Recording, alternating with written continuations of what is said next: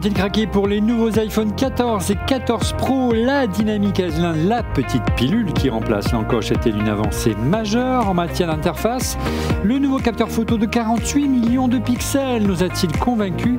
Quel modèle choisir? Comment expliquer l'augmentation des prix en France alors qu'ils n'ont pas bougé aux États-Unis? Sommes-nous soumis à une taxe Apple? Débat.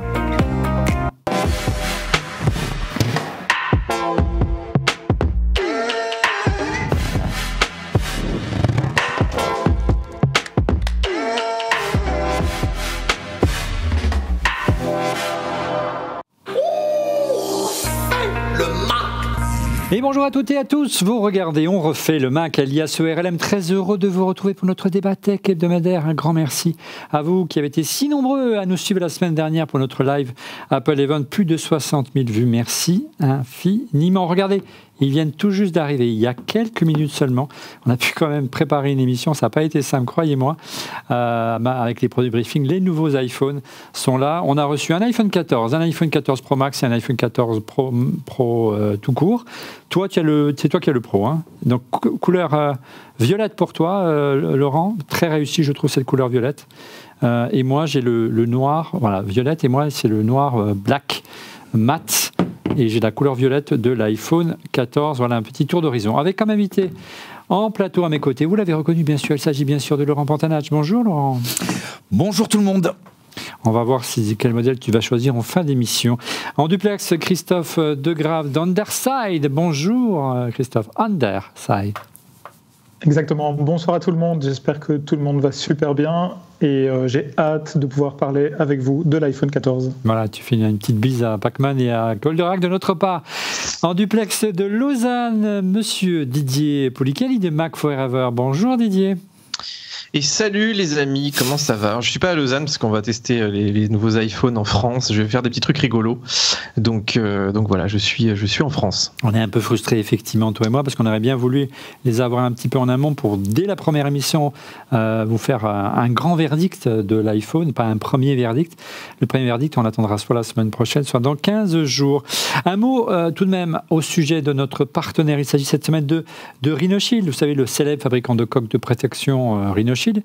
Ces coques de protection sont désormais et enfin compatibles MagSafe pour les séries 12, 13 et désormais iPhone 14. Retrouvez donc tout l'écosystème pour protéger mais aussi personnaliser votre iPhone tout en bénéficiant de la technologie MagSafe, notamment avec la Clear Case, vous savez, la coque transparente garantie anti-jaunissement, le mode NX où le verso est interchangeable en fonction des envies du moment, c'est très sympa, ou encore une coque complète comme la Solid Suite qui est disponible uniquement pour l'iPhone 14 aujourd'hui, qui est très résistante aux chutes et aux chocs du quotidien. Ou enfin, le Grip Max, c'est une poignée pour une prise en main ferme de l'iPhone qui fait aussi office de support de téléphone.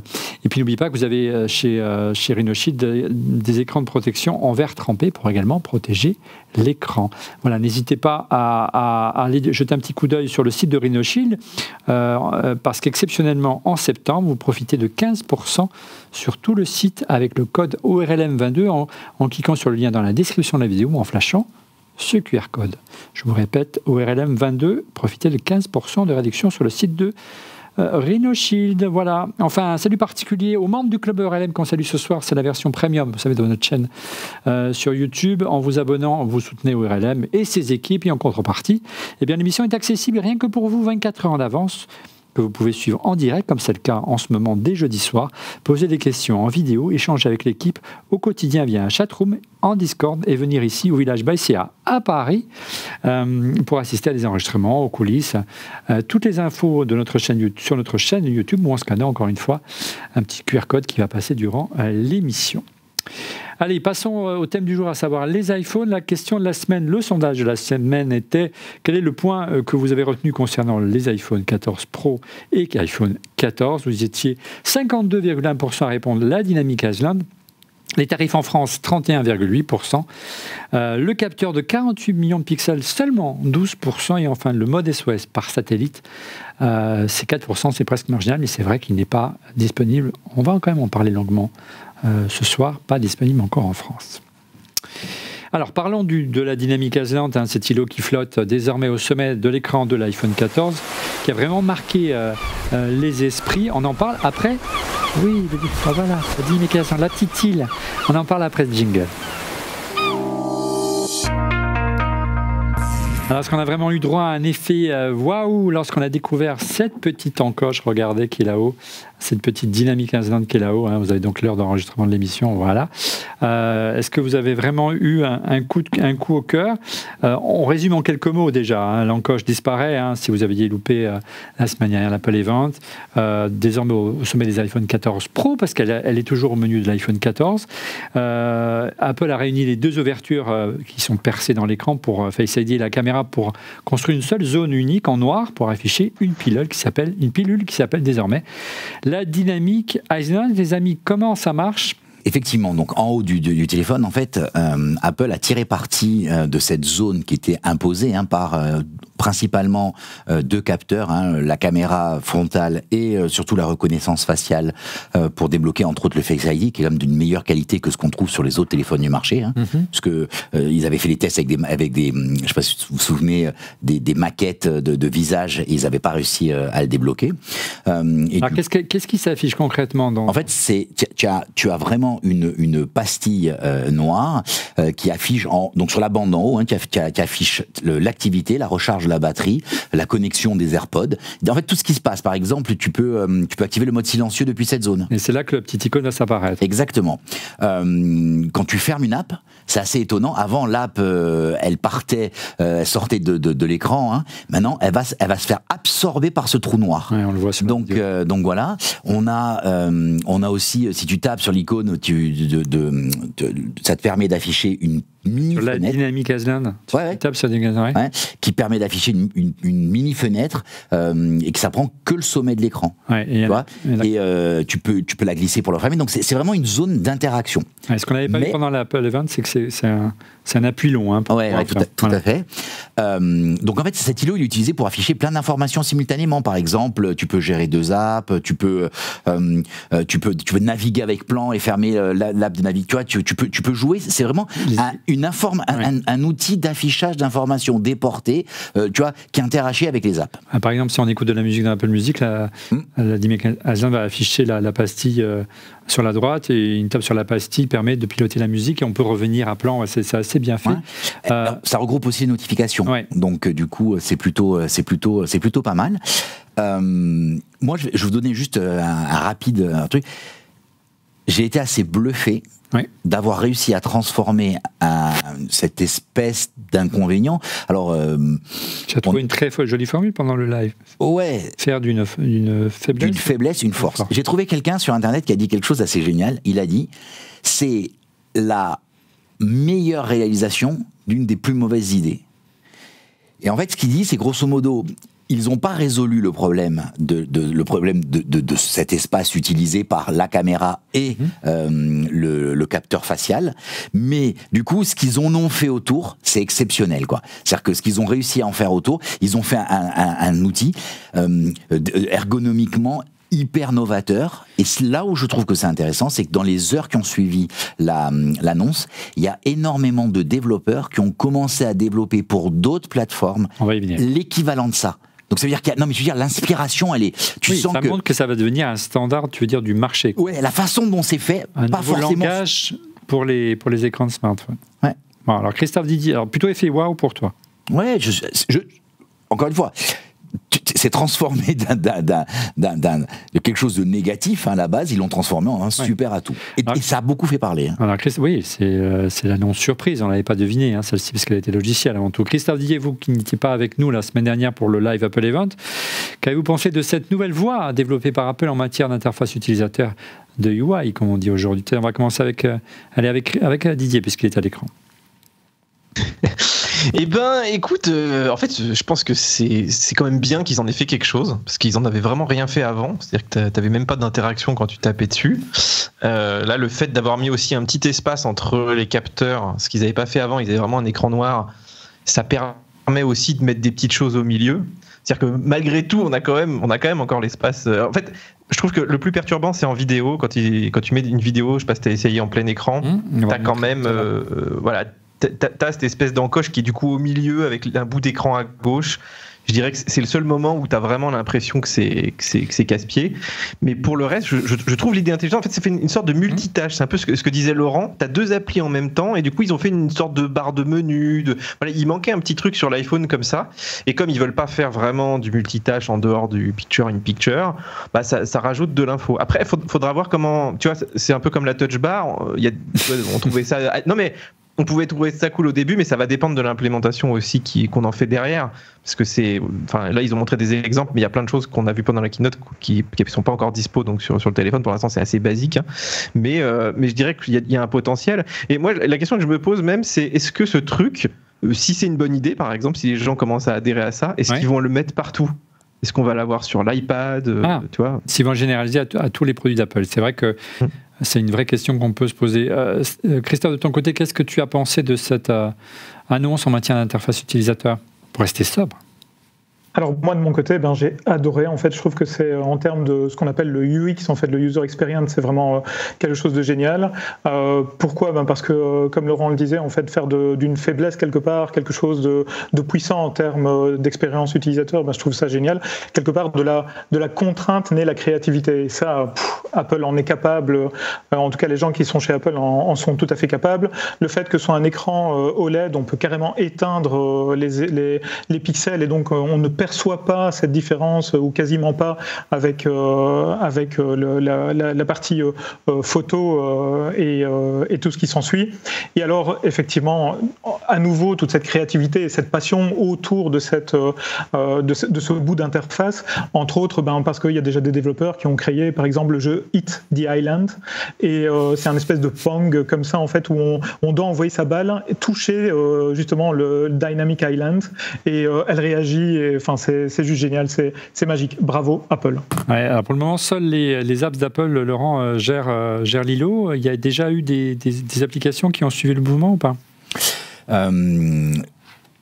Je pense que on va avoir de plus en plus d'applications, d'autant plus qu'ils ont dit qu'il y avait des API, mais on a Spotify, SoundCloud et YouTube Music qui ont déjà tiré parti de ça. Donc très très vite ils ont, ils ont rebondi. Bon, ils avaient certainement, j'ai revu les. Je suis plus étonné sur Spotify pour tout te dire que. Ça montre que l'intégration est rapide parce qu'ils l'ont fait en quelques jours. Exactement, puisque je pense pas qu'ils aient eu accès à l'info avant. Alors, j'ai revu la relation entre Apple et Spotify.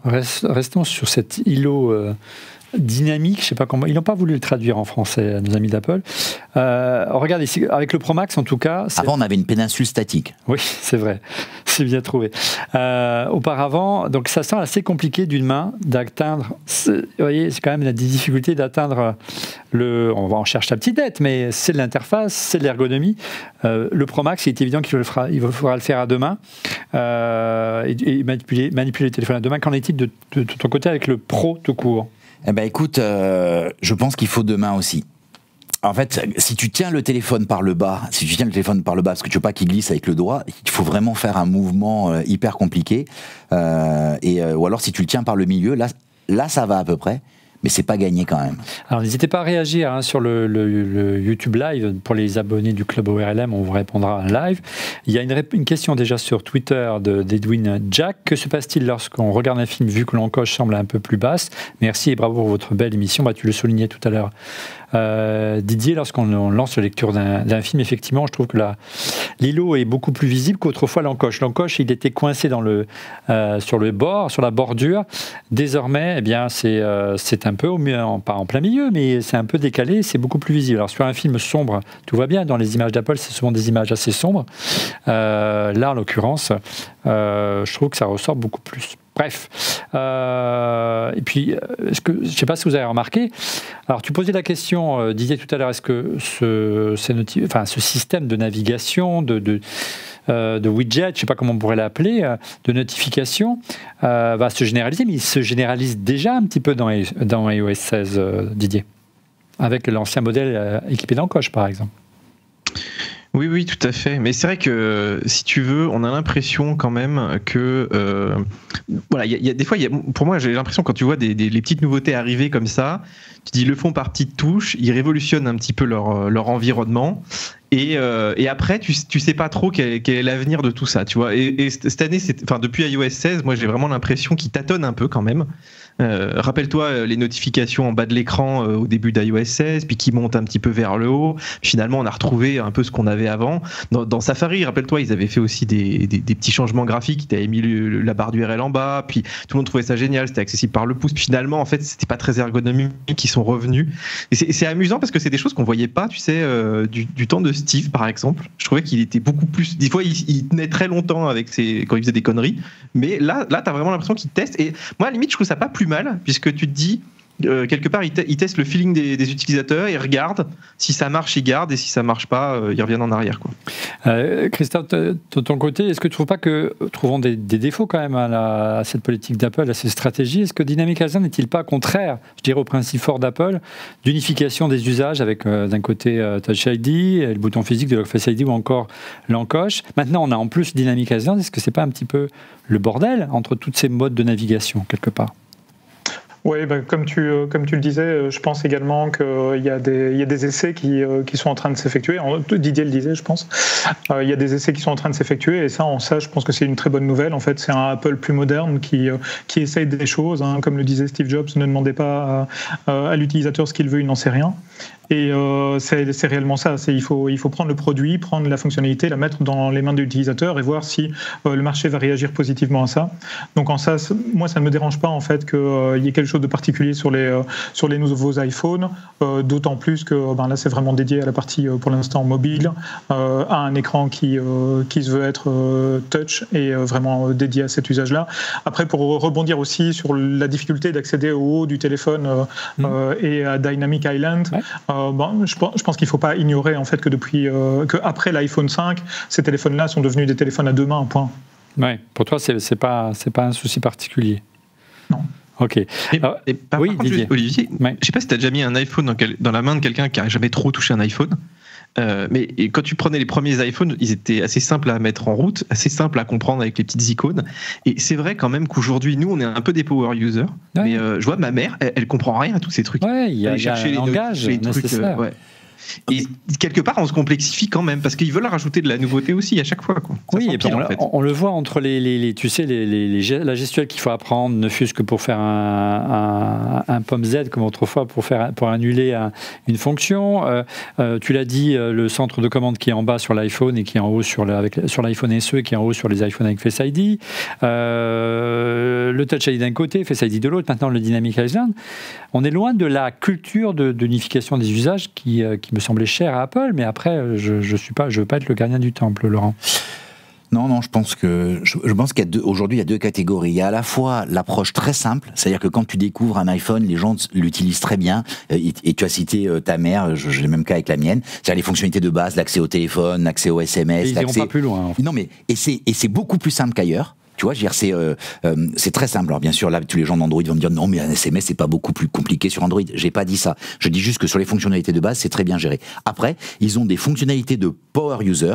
Et là, pour moi, ils ont poussé la barre, mais très très loin. Alors à voir, c'est magnifique, hein, l'exemple où il prend plusieurs images, il copie plusieurs images, il les déplace, c'est génial. Là, j'ai voulu montrer hier midi au déjeuner comment fonctionnait la découpe d'une photo, c'est automatique, et quand tu veux la mettre dans un SMS, c'est un peu compliqué. Tu as intérêt à ouvrir iMessage d'abord, ensuite d'aller dans photo, de faire la découpe, de faire glisser la barre en bas, de déposer. Ouais.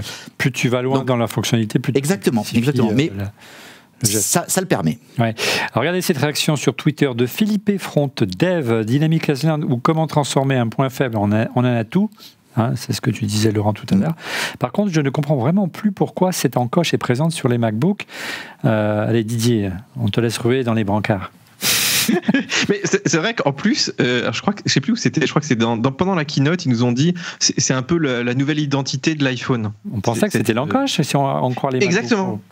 Et du coup, c'est vrai que c'est bizarre parce qu'on se dit, en plus, bon, après sur un MacBook, ils peuvent pas te faire un truc comme ça vu que c'est pas tactile, tu vois. Mais là, il faudrait qu'il soit tactile. Moi, alors là, tu me tends la perche, mais oui, mais ça va venir. Regarde, ce serait tellement pratique. Clic, clic. Mais bon, bref, vas-y. Peut-être qu'ils vont mettre une Dynamic Island sur l'Apple Watch maintenant que l'écran grossit, tu vois. Tu pourrais, parce que tu sais, en plus, je blague pas, mais en haut de la montre, t'as quand même un petit menu, tu sais, pour accéder rapidement à certaines fonctions.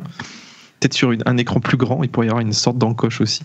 Alors, parlons à présent de l'écran. On reviendra dans la prochaine émission, dans le grand test des iPhones, sur la dynamique H20 de plus en détail. On fera plein de vidéos. L'écran, il est vraiment, et ça m'a vraiment frappé lorsque je l'ai allumé pour la première fois, cet écran d'iPhone 14 Pro Max. Il est désormais plus lumineux, 2000 nits, c'est un record chez Apple. Et puis, je trouve aussi qu'on regardait les bordures, alors on ne voit pas très bien, hop, comme ça sera beaucoup mieux. Les bordures se sont un petit peu affinées, ce sont des détails, mais encore une fois, Apple nous habitue d'année en année à faire des petites améliorations d'ordre, comment dire, incrémental. Enfin, au-delà, la principale nouveauté de l'écran, c'est la fonction Always on Display, réservée encore une fois à l'iPhone 14 Pro. Regardez, j'appuie, voilà, et au bout de quelques secondes, si tout va bien, voilà, ici, voilà, le fond d'écran disparaît. Et il n'y a que l'heure qui apparaît. C'est assez bien foutu, Laurent. Et puis au-delà, c'est un système qui se veut intelligent dans la mesure où, par exemple, il va... D'abord, l'image reste visible, donc c'est plutôt sympa. Là, c'est vraiment différent avec ce que fait Android. Et puis, c'est vraiment un système d'économie d'énergie intelligent. Ouais, tout à fait. Donc bien sûr, l'arrière-plan donc reste visible. Et ce qui est surtout intéressant, c'est que si ta montre, c'est l'Apple Watch, s'éloigne du téléphone. Aujourd'hui, c'était l'Apple Watch. Le téléphone détecte que du coup, il n'y a plus aucun intérêt de l'allumer puisque tu n'es pas là. Donc, et donc du coup, il désactive l'écran pour vraiment économiser, optimiser l'économie de la batterie. Je trouve ça génial. Oui, ou alors si tu le mets... en mode repos, ouais. Non, si tu le mets comme ça, il s'éteint. Il détecte ou alors si je le mets dans la poche, il va aussi s'éteindre. Donc c'est plutôt bien vu. C'est plutôt smart, ouais, je trouve ça assez intelligent. Voilà. En tout cas, je trouve que la transition de l'écran est plutôt réussie. Comme je vous ai montré tout à l'heure, le fait d'avoir cette nuit qui tombe progressivement sur l'écran de l'iPhone, c'est là un peu, Christophe, Didier, qu'on voit un petit peu la différence entre... Comment on voit un système qui existe depuis des années dans le monde Android et comment Apple y rajoute un petit peu sa patte et qui s'est plutôt réussi. Exactement. Oui, c'est particulièrement réussi. C'est quelque chose qui est arrivé, mais avec toute cette finesse en fait. Apple dans l'écosystème, avec comme on le disait en fait l'Apple Watch qui s'éloigne directement, ça s'éteint, etc., etc. Et puis quelque chose que je voulais vraiment délivrer là pour cette émission, c'est que je prends des douches et en plus de ça, je les prends avec mon iPhone. Donc je teste régulièrement l'IP67 de l'iPhone et on veut pas savoir. Ce que tu fais sous la touche avec ton téléphone. Non, mais c'est vraiment, vraiment important que je vous en parle. Ouais. Particulièrement parce que moi, je vais être un très bon client en fait, pour la fonctionnalité Always On Display. Parce que le matin, je me perds dans mes pensées dans ma douche et régulièrement, j'essaie de toucher l'écran de mon smartphone pour voir l'heure. Et cette fois-ci, j'aurais plus besoin de le faire. Donc tu t'endors sous la douche, c'est ça? Tu t'endors debout? À peu près. Prends des douches froides comme moi, tu vas voir, je peux pas. Allez, un mot quand même sur... Et puis on verra effectivement, pour revenir en display, ce que nous disait tout à l'heure, quel sera l'impact sur l'autonomie. On en parlera dans la prochaine émission. On fera des tests d'autonomie sur la durée. Un mot tout de même sur l'iPhone 14 et l'iPhone 14 Plus. Ce dernier affiche désormais un écran plus grand de 6,7 pouces, la même taille que le Pro Max. Mais il ne sera disponible en France que le 7 octobre. On a une explication, Didier, de ce retard annoncé? Moi, je vais te la donner, l'explication. C'est une nouvelle chaîne de production, parce que ils n'en avaient pas fait avant, avec ce modèle, en tout cas. À peu près. Et puis surtout, je pense qu'ils ne vont pas en vendre des palettes, parce qu'il est quand même très cher. Vaut mieux prendre presque un 13 Pro Max, on y reviendra juste après. Ouais. Mais je pense aussi que c'est effectivement des produits qui, un petit peu comme l'Apple Watch Ultra, tu vois, qui arrive un peu après. Je pense nouvelle chaîne de production, rodage, tout ça. Donc ils ont, même si je pense que la demande sera quand même plus élevée sur l'Apple Watch. Donc à mon avis, c'est quand même lié à ça, parce que stratégiquement, ils auraient dû tout lancer en même temps, d'autant que le 14 est lancé, tu vois, le normal. Donc il n'y a pas de raison, quoi. Regarde cette question sur Twitter de DBA France. Enfin, un iPhone 14 Plus plus grand, effectivement. Mais pourquoi ne pas avoir gardé le nom Max? Entre Ultra, Super, Max, c'est n'importe quoi chez Apple dans la gamme. Et bravo pour vos émissions pleines de pertinence, sans oublier l'humour. Il semblerait que le Max c'est plutôt réservé aux pros. On a posé la question aux gens d'Apple hier. Et le Plus, c'est plutôt pour le grand public. Bon, après, c'est le marketing. Regardez cette réaction de Mano, toujours sur Twitter. J'ai retenu qu'il n'y avait toujours pas d'USB-C. Je crois pourtant que l'Europe exige de l'USB-C pour la recharge pour tous, le smartphone à partir de 2024, je crois. Apple n'est donc pas pressé de s'y mettre. Non, ils ont encore un an de rab et ils en profitent pour nous mettre encore du Lightning. Au-delà du souci du Lightning, du câble, de la multitude de la nécessité de jongler entre l'USB-C et si vous avez un Mac comme le mien en USB-C et du Lightning, c'est le débit de transfert de données qui est affiché par le Lightning, qui est bien inférieur à l'USB-C, Laurent. 480 mégabits par seconde pour du Lightning. Ouais. Okay, donc, c'est l'USB 2 en fait. Exactement. En fait, c'est l'USB 2, donc et du coup, c'est 60 mégaoctets par seconde. Donc ça fait, par opposition, l'USB-C peut aller jusqu'à 10 gigabits par seconde, soit 20 gigabits, mais jusqu'à 20 gigabits par seconde. Ouais, entre 10, en général, c'est 10, ça peut aller jusqu'à 20 gigabits. Ouais. Non, mais t'imagines l'écart entre les deux. Ouais, le jour où on va être obligé de transférer des images à 48 millions de pixels en ProRAW, Didier, ça va dépoter. C'est Didier qui va être dans ce cas-là. Hein. Oui, mais par contre, il y a quand même un truc, c'est que moi j'utilise beaucoup le sans fil en fait pour faire les transferts. D'ailleurs, maintenant quand tu fais tes backups, même avec ton ordi, il utilise le Wi-Fi. Et en fait, c'est là, je sais pas si on en parle après à la fin de l'émission, mais de pas avoir le Wi-Fi 6E, par exemple, c'est un peu dommage justement pour ce plan-là, parce que tu pourrais avoir le 6E avec les Mac et mettre ton iPhone à côté. Et en fait, quand ils sont à côté en Wi-Fi 6E, tu as des débits mais qui dépassent. Moi, j'ai vraiment fait des mesures là, avec des modems récents et des PC et des Samsung récents où tu arrives à avoir des super débits. Donc en fait, c'est pas si grave d'avoir de la connectique lente si seulement on avait du Wi-Fi. Et la photo, tu vois, c'est pareil, tu fais du AirDrop avec ton Mac et tout. Maintenant, même les photographes et tout, ils utilisent ça. Donc si tu as du Wi-Fi qui est bien rapide, c'est pas mal. Hein. Alors voilà pour l'avancée principale propre aux iPhone 14. Un autre point à attirer notre attention qui n'a rien à voir avec les fonctionnalités du téléphone d'Apple, c'est son prix plus élevé en France qu'aux États-Unis. On en parle juste après le busomètre. Nouveau, la boutique ORLM est ouverte sur notre chaîne YouTube et en scannant ce QR code, découvrez nos t-shirts, casquettes, sweatshirts, polo, mugs, tapis souris entre autres, aux couleurs d'ORLM dont certains sont des tirages limités le temps d'une saison. Une belle manière de soutenir On refait le Mac.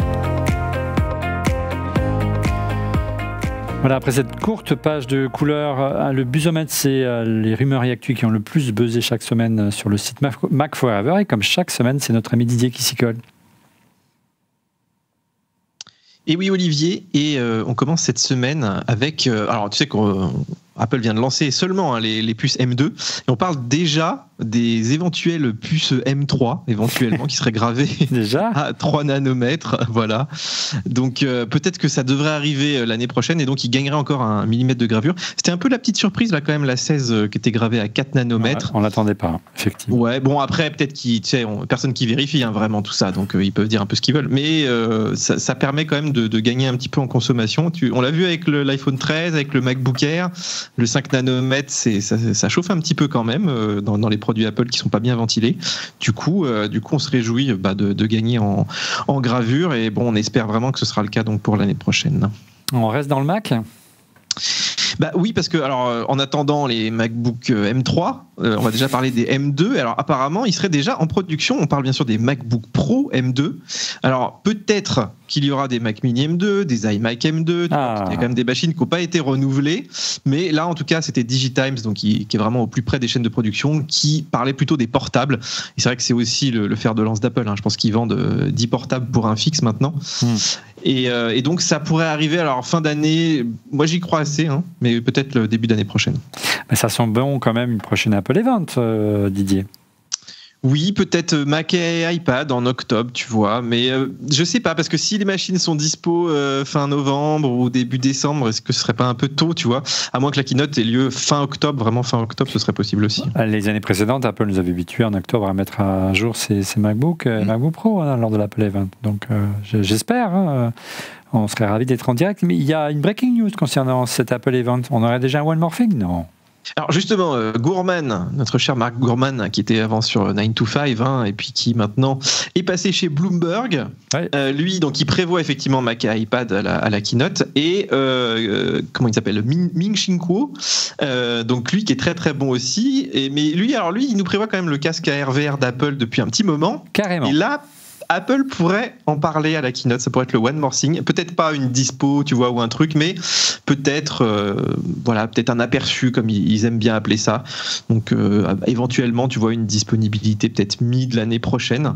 On est très curieux. Moi, je suis très très curieux de voir ce qu'ils vont faire là-dessus. Ouais, très curieux. Et au-delà, essayer de comprendre pourquoi ils auraient besoin de l'annoncer si en amont, peut-être pour préparer un écosystème. Mais moi, j'aurais plutôt vu quand on parle d'écosystème, la WWDC. Mais bon, on passe à l'iPhone maintenant. Alors, tu sais que cette année, l'iPhone 14 est très très cher, Olivier. Et je ne sais pas si tu as remarqué sur le site d'Apple, pour une fois, ils ont mis l'offre de crédit, donc sans frais, en avant, c'est-à-dire avant le prix. Oui. Et il y a pas mal de gens, d'ailleurs, c'est pour ça qu'on a eu du mal à les acheter, c'est qu'apparemment le site de crédit était un peu HS. Et du coup, c'est vrai que ça a créé des petits soucis. Et il y a beaucoup de gens qui se disent, mais plutôt qu'un crédit, est-ce qu'Apple ne devrait pas faire de la location finalement? Tu sais, comme les voitures, hein, tu as l'offre de crédit, tu as la LOA, etc. Et ça pourrait être tout à fait envisageable que tu rends l'iPhone au bout de 2 ans, s'il n'est pas trop abîmé, etc. Et ça pourrait arriver même d'ici la fin de cette année. Alors c'est marrant qu'il ne l'ait pas fait pour la sortie, mais ça pourrait être un moyen aussi de relancer les ventes, par exemple en milieu de cycle, tu vois. Bon, on parle de l'Apple Watch. Sachant qu'ils en avaient parlé il y a, je sais pas, 2-3 ans, hein, et cette offre existe aux États-Unis. Hein. Donc là, ça passe par le service français Alma, qui est une start-up qui propose un paiement plusieurs fois. Et c'est assez bien foutu, mais il semblerait que le système est un peu trop chauffé face à la demande. On en parlera dans un instant. On parle de l'Apple Watch Ultra et de Garmin. Oui, alors bon, tu sais que Samsung est habitué à tacler Apple sur les iPhones, voilà. Surtout cette année, ils étaient assez agressifs quand même, puisque Apple n'avait pas d'iPhone pliant et tout. C'est vrai que les iPhones se ressemblent quand même d'année en année. Et là, c'est Garmin donc qui devient un peu la cible finalement d'Apple avec son Apple Watch Ultra, puisqu'elle cible ceux qui font du trek, de la plongée, etc. Et il y a un community manager donc qui a déclaré que l'autonomie chez les Garmin se comptait en mois et pas en heures. Donc, il faut avouer que c'est bien trouvé. Ouais. Alors, moi, quand même, je me suis amusé parce que je suis allé voir du coup sur le site de Garmin si c'était vrai. Alors déjà, c'est pas vrai, ils comptent pas en mois mais en jours. Tu vas sur le site, c'est rarement par mois. Mais c'est pas mal. Mais si tu lis dans les petites lignes, c'est-à-dire si tu prends tes Garmin, même celles qui ont beaucoup d'autonomie, et tu leur mets un peu tout, c'est-à-dire la musique, la 4G, les notifs et tout, en fait, les autonomies sont pas si loin de l'Apple Watch Ultra. En gros, ça tient 1 ou 2 journées, quoi. Alors, par contre, les Garmin, elles, en mode veille, si tu n'utilises pas trop le GPS et tout, puis elles ont un écran qui est beaucoup plus économe, donc elles sont capables de durer quand même 1 mois. Hein, donc ça existe quand même. Mais si tu fais du sport, tu peux vite la garder 1 semaine quand même si tu exploites pas trop le potentiel. Donc c'est vrai qu'Apple n'est pas sur ce segment-là des ultras, en fait, on va dire, mais il arrive quand même sur le segment de Garmin, et je pense que Garmin a peur quand même un peu, tu vois. Je pense qu'ils ont raison d'avoir peur, hein, vu le rouleau compresseur d'Apple. Regarde, merci d'abord Didier pour ce busomètre. Regarde ces réactions de Laurent 2 alias Lolo243 sur Twitter. Bonjour, nouvelle version très réussie, surtout pour les pros. Il parle de l'iPhone bien sûr, mais des experts des domaines de la finance et de l'économie pourraient-ils expliquer pourquoi $1000 US égale 1329 € en France et non 1200 € avec 20% de TVA? Je veux bien accepter l'augmentation si je la comprends. Retour donc sur la polémique qui a suivi l'annonce des iPhone 14 et 14 Pro. Elle concerne l'Europe et spécialement la France et l'écart de prix avéré entre les États-Unis et notre beau pays. Mais avant, un mot au sujet de notre sponsor Rhino Shield. Les coques de protection de Rhino Shield sont enfin compatibles MagSafe pour les séries 12, 13 et 14. Et désormais, l'iPhone 14. Vous trouverez donc tout l'écosystème pour protéger, mais aussi personnaliser votre iPhone tout en bénéficiant de la technologie MagSafe avec notamment la Clear Case, la coque transparente, garantie anti-jaunissement, ou encore la Mode NX. Le verso est interchangeable en fonction de vos envies du moment. Ou encore la Solid Suite, c'est une coque complète disponible pour l'iPhone 14 pour le moment, résistante aux chutes et aux chocs du quotidien. Et enfin, le Grip Max, c'est une poignée pour une prise en main ferme de l'iPhone qui fait aussi office de support de téléphone. N'oubliez pas que vous disposez également d'écrans de protection en verre trempé. Et à cette occasion de cette émission, exceptionnellement en septembre, profitez de 15% sur tout le site avec le code site Rhino Shield, avec le code ORLM22, en cliquant sur le lien dans la description de la vidéo ou encore en flashant ce magnifique QR code. Merci à Rhino Shield de le soutenir. Alors la taxe Apple, est-ce que tu peux nous l'expliquer, Laurent, alors que Tim Cook avait mis un point d'honneur à ne pas augmenter les prix des iPhone 14 aux États-Unis par rapport à l'iPhone 13. L'augmentation du prix des composants pour résister à l'augmentation des prix des composants, pour résister à l'inflation, ce n'est pas du tout le cas en France. Est-ce que c'est le retour de la taxe Apple, Laurent ? Eh bien, oui et non. Alors, je vais essayer d'expliquer, hein, encore une fois, ça fait... Plutôt oui, quand même. Non, oui sur certains modèles, et oui sur certains... On parle de l'iPhone. Non, je sais, mais c'est intéressant de réfléchir. On parle de l'iPhone. Globalement. Donc, sur l'iPhone, il y a un peu de taxe Apple, il y a plutôt de la taxe Apple. Alors juste pour comprendre c'est quoi la taxe Apple. Beaucoup de gens vont sur des sites pour savoir le prix de vente et ils disent mais le prix de vente il y a un gros écart. Donc déjà ce qu'il faut comprendre c'est que les prix US sont annoncés hors taxe. Okay, c'est une spécificité du marché US, c'est-à-dire qu'aux US, il y a 3 taxes qui viennent s'ajouter, ce qu'on appelle la sales tax, mais qui sont en fait 3 taxes. Et selon que l'on est dans certaines villes, par exemple en Alabama ou en Louisiane, où c'est très taxé, versus l'Oregon où il n'y a aucune taxe, on va payer son téléphone. TVA diffère en clair. Ouais, Laurent, oui. Je t'interromps juste une seconde. Et moi, j'ai un lecteur qui m'a dit il n'y a pas longtemps que jusqu'à plus de 2018, quand tu achetais en ligne aux États-Unis, tout à fait. Il n'y avait pas de taxe. Tu payais hors TVA. Ouais. Tout à fait. Et du coup, finalement, ce qu'on disait depuis très longtemps, c'était pas tout à fait vrai, quoi. Tu pouvais ne pas payer de TVA du tout quand même en achetant en ligne, quoi. Ouais, non, c'est plus vrai. Mais ça, oui, non, c'est plus vrai. D'abord, c'est plus vrai, donc ça dépend de l'endroit où tu le fais livrer de mémoire. Hein. Oui, mais de toute façon, normalement, ils sont détaxés quand tu vas à l'aéroport. Non, mais ça, c'est autre chose. Ça, c'est autre chose, c'est quand tu le fais détaxer. Mais quand tu fais une détaxe à l'aéroport, tu es censé déclarer à l'arrivée en disant et repayer ta TVA. Donc, mais c'est pas le sujet. Censé le faire. Non, mais c'est pas le sujet. Le sujet, je veux juste le ramener. Donc, aux États-Unis, les prix sont annoncés hors taxe. Donc il y a une vraie différence avec la France. Donc déjà, quand tu vois le prix, c'est comme si on te disait le prix d'un produit en France, quel que soit le produit, il fait 20% de moins. Notre internaute, à un instant, l'a expliqué, $999, si on rajoute 20%, ça fait pas les 1300 quelques euros de l'iPhone 14. Tout à fait. Alors c'est là où il y a quand même plusieurs choses qui jouent. La première, il y avait jusqu'à il y a quelques temps un effet de conversion, c'est-à-dire qu'en fait, quand Apple décide un prix, il décide le prix pour les États-Unis. Et ensuite, avec le prix psychologique en dessous des $1000. Exactement. Donc cette année, ils ont fait quelque chose d'assez exceptionnel. Ils ont dit aucune augmentation, alors que chaque année il y avait des augmentations. Là en plus, tu l'as dit tout à l'heure. Oui. Non mais tout à l'heure tu l'as dit, il y a le prix des matières premières, donc les puces et tout ça qui ont augmenté. Oui. Et Apple a joué le jeu. Donc si on prend Apple aux États-Unis. Et dans sa réflexion de prix, Apple a fait quelque chose d'assez exceptionnel en termes de prix cette année pour les États-Unis. Maintenant, on amène ça en France. Alors, j'ai vu que tu nous as préparé un petit tableau. On ramène ça en France. Qu'est-ce qui se passe quand tu arrives en France ? Quand tu arrives en France, tu prends le prix. Ouais. Donc, par exemple, lequel tu veux prendre dans la liste ? Peu importe. Prends le 14 Pro, allez. Le 14 Pro, donc la 3e ligne. Hein. Ouais. Donc en fait, il vaut parce que mes yeux. $999. Et 1329 € en France en TTC. Donc en fait, ça se passe comment ? Il vaut $999. Il vaut en hors taxe en France à peu près la même chose, parce qu'au moment de la sortie, l'euro et le dollar étaient quasiment à la parité. Alors, tu as noté 1094 €, mais il faut rajouter 14 € de taxe CCP, c'est quoi ? C'est la copie privée. C'est la taxe sur la copie privée. Donc en fait, en France, tout terminal qui peut stocker de l'information type musique, vidéo, a une taxe sur la copie privée, sauf si le clavier est non détachable. Donc ton ordinateur... Non, écoute bien. Non, mais c'est intéressant. Ton ordinateur n'a pas la CPP, la taxe pour la copie privée.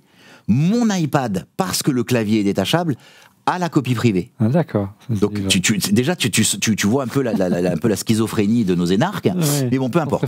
Donc déjà tu rajoutes 14 € là, et en fait c'est quoi la taxe Apple en fait ? Alors si on peut remettre le tableau, s'il vous plaît. C'est la différence de prix que tu vas avoir une fois que tu mets tout ça. Donc tu prends le prix hors taxe, tu ajoutes les 14 € de copie privée, tu ajoutes les 20% de TVA, et le delta qu'il y a entre ce montant-là et le montant auquel il est réellement vendu te donne la copie privée. Et c'est là où te donne la taxe Apple. Donc l'écart n'est pas de 300 ou 350 $ ou euros. Exactement. Mais moindre, mais quand même. Ça veut dire quoi ? Ça veut dire quand même qu'il varie de 44 à 144 €. Donc Alors en gros là, pour rester sur l'iPhone 14 Pro, l'écart de prix, s'il y avait une taxe Apple à calculer, elle serait, si on peut revenir au tableau s'il vous plaît, à 123 €. C'est le montant de la taxe Apple qui n'est pas expliqué entre la conversion. Alors comment tu peux expliquer ce gap de 123 €? Alors, il s'explique 9% d'écart quand même. Hein. Il s'explique de 2 manières. Et ça va plus haut si on monte en gamme, évidemment. Il s'explique de 2 manières.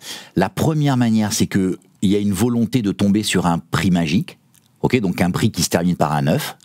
D'accord. Et donc je prends un exemple, si le prix c'est 2,5, ok, dans la conversion, ils vont avoir tendance à l'arrondir au-dessus.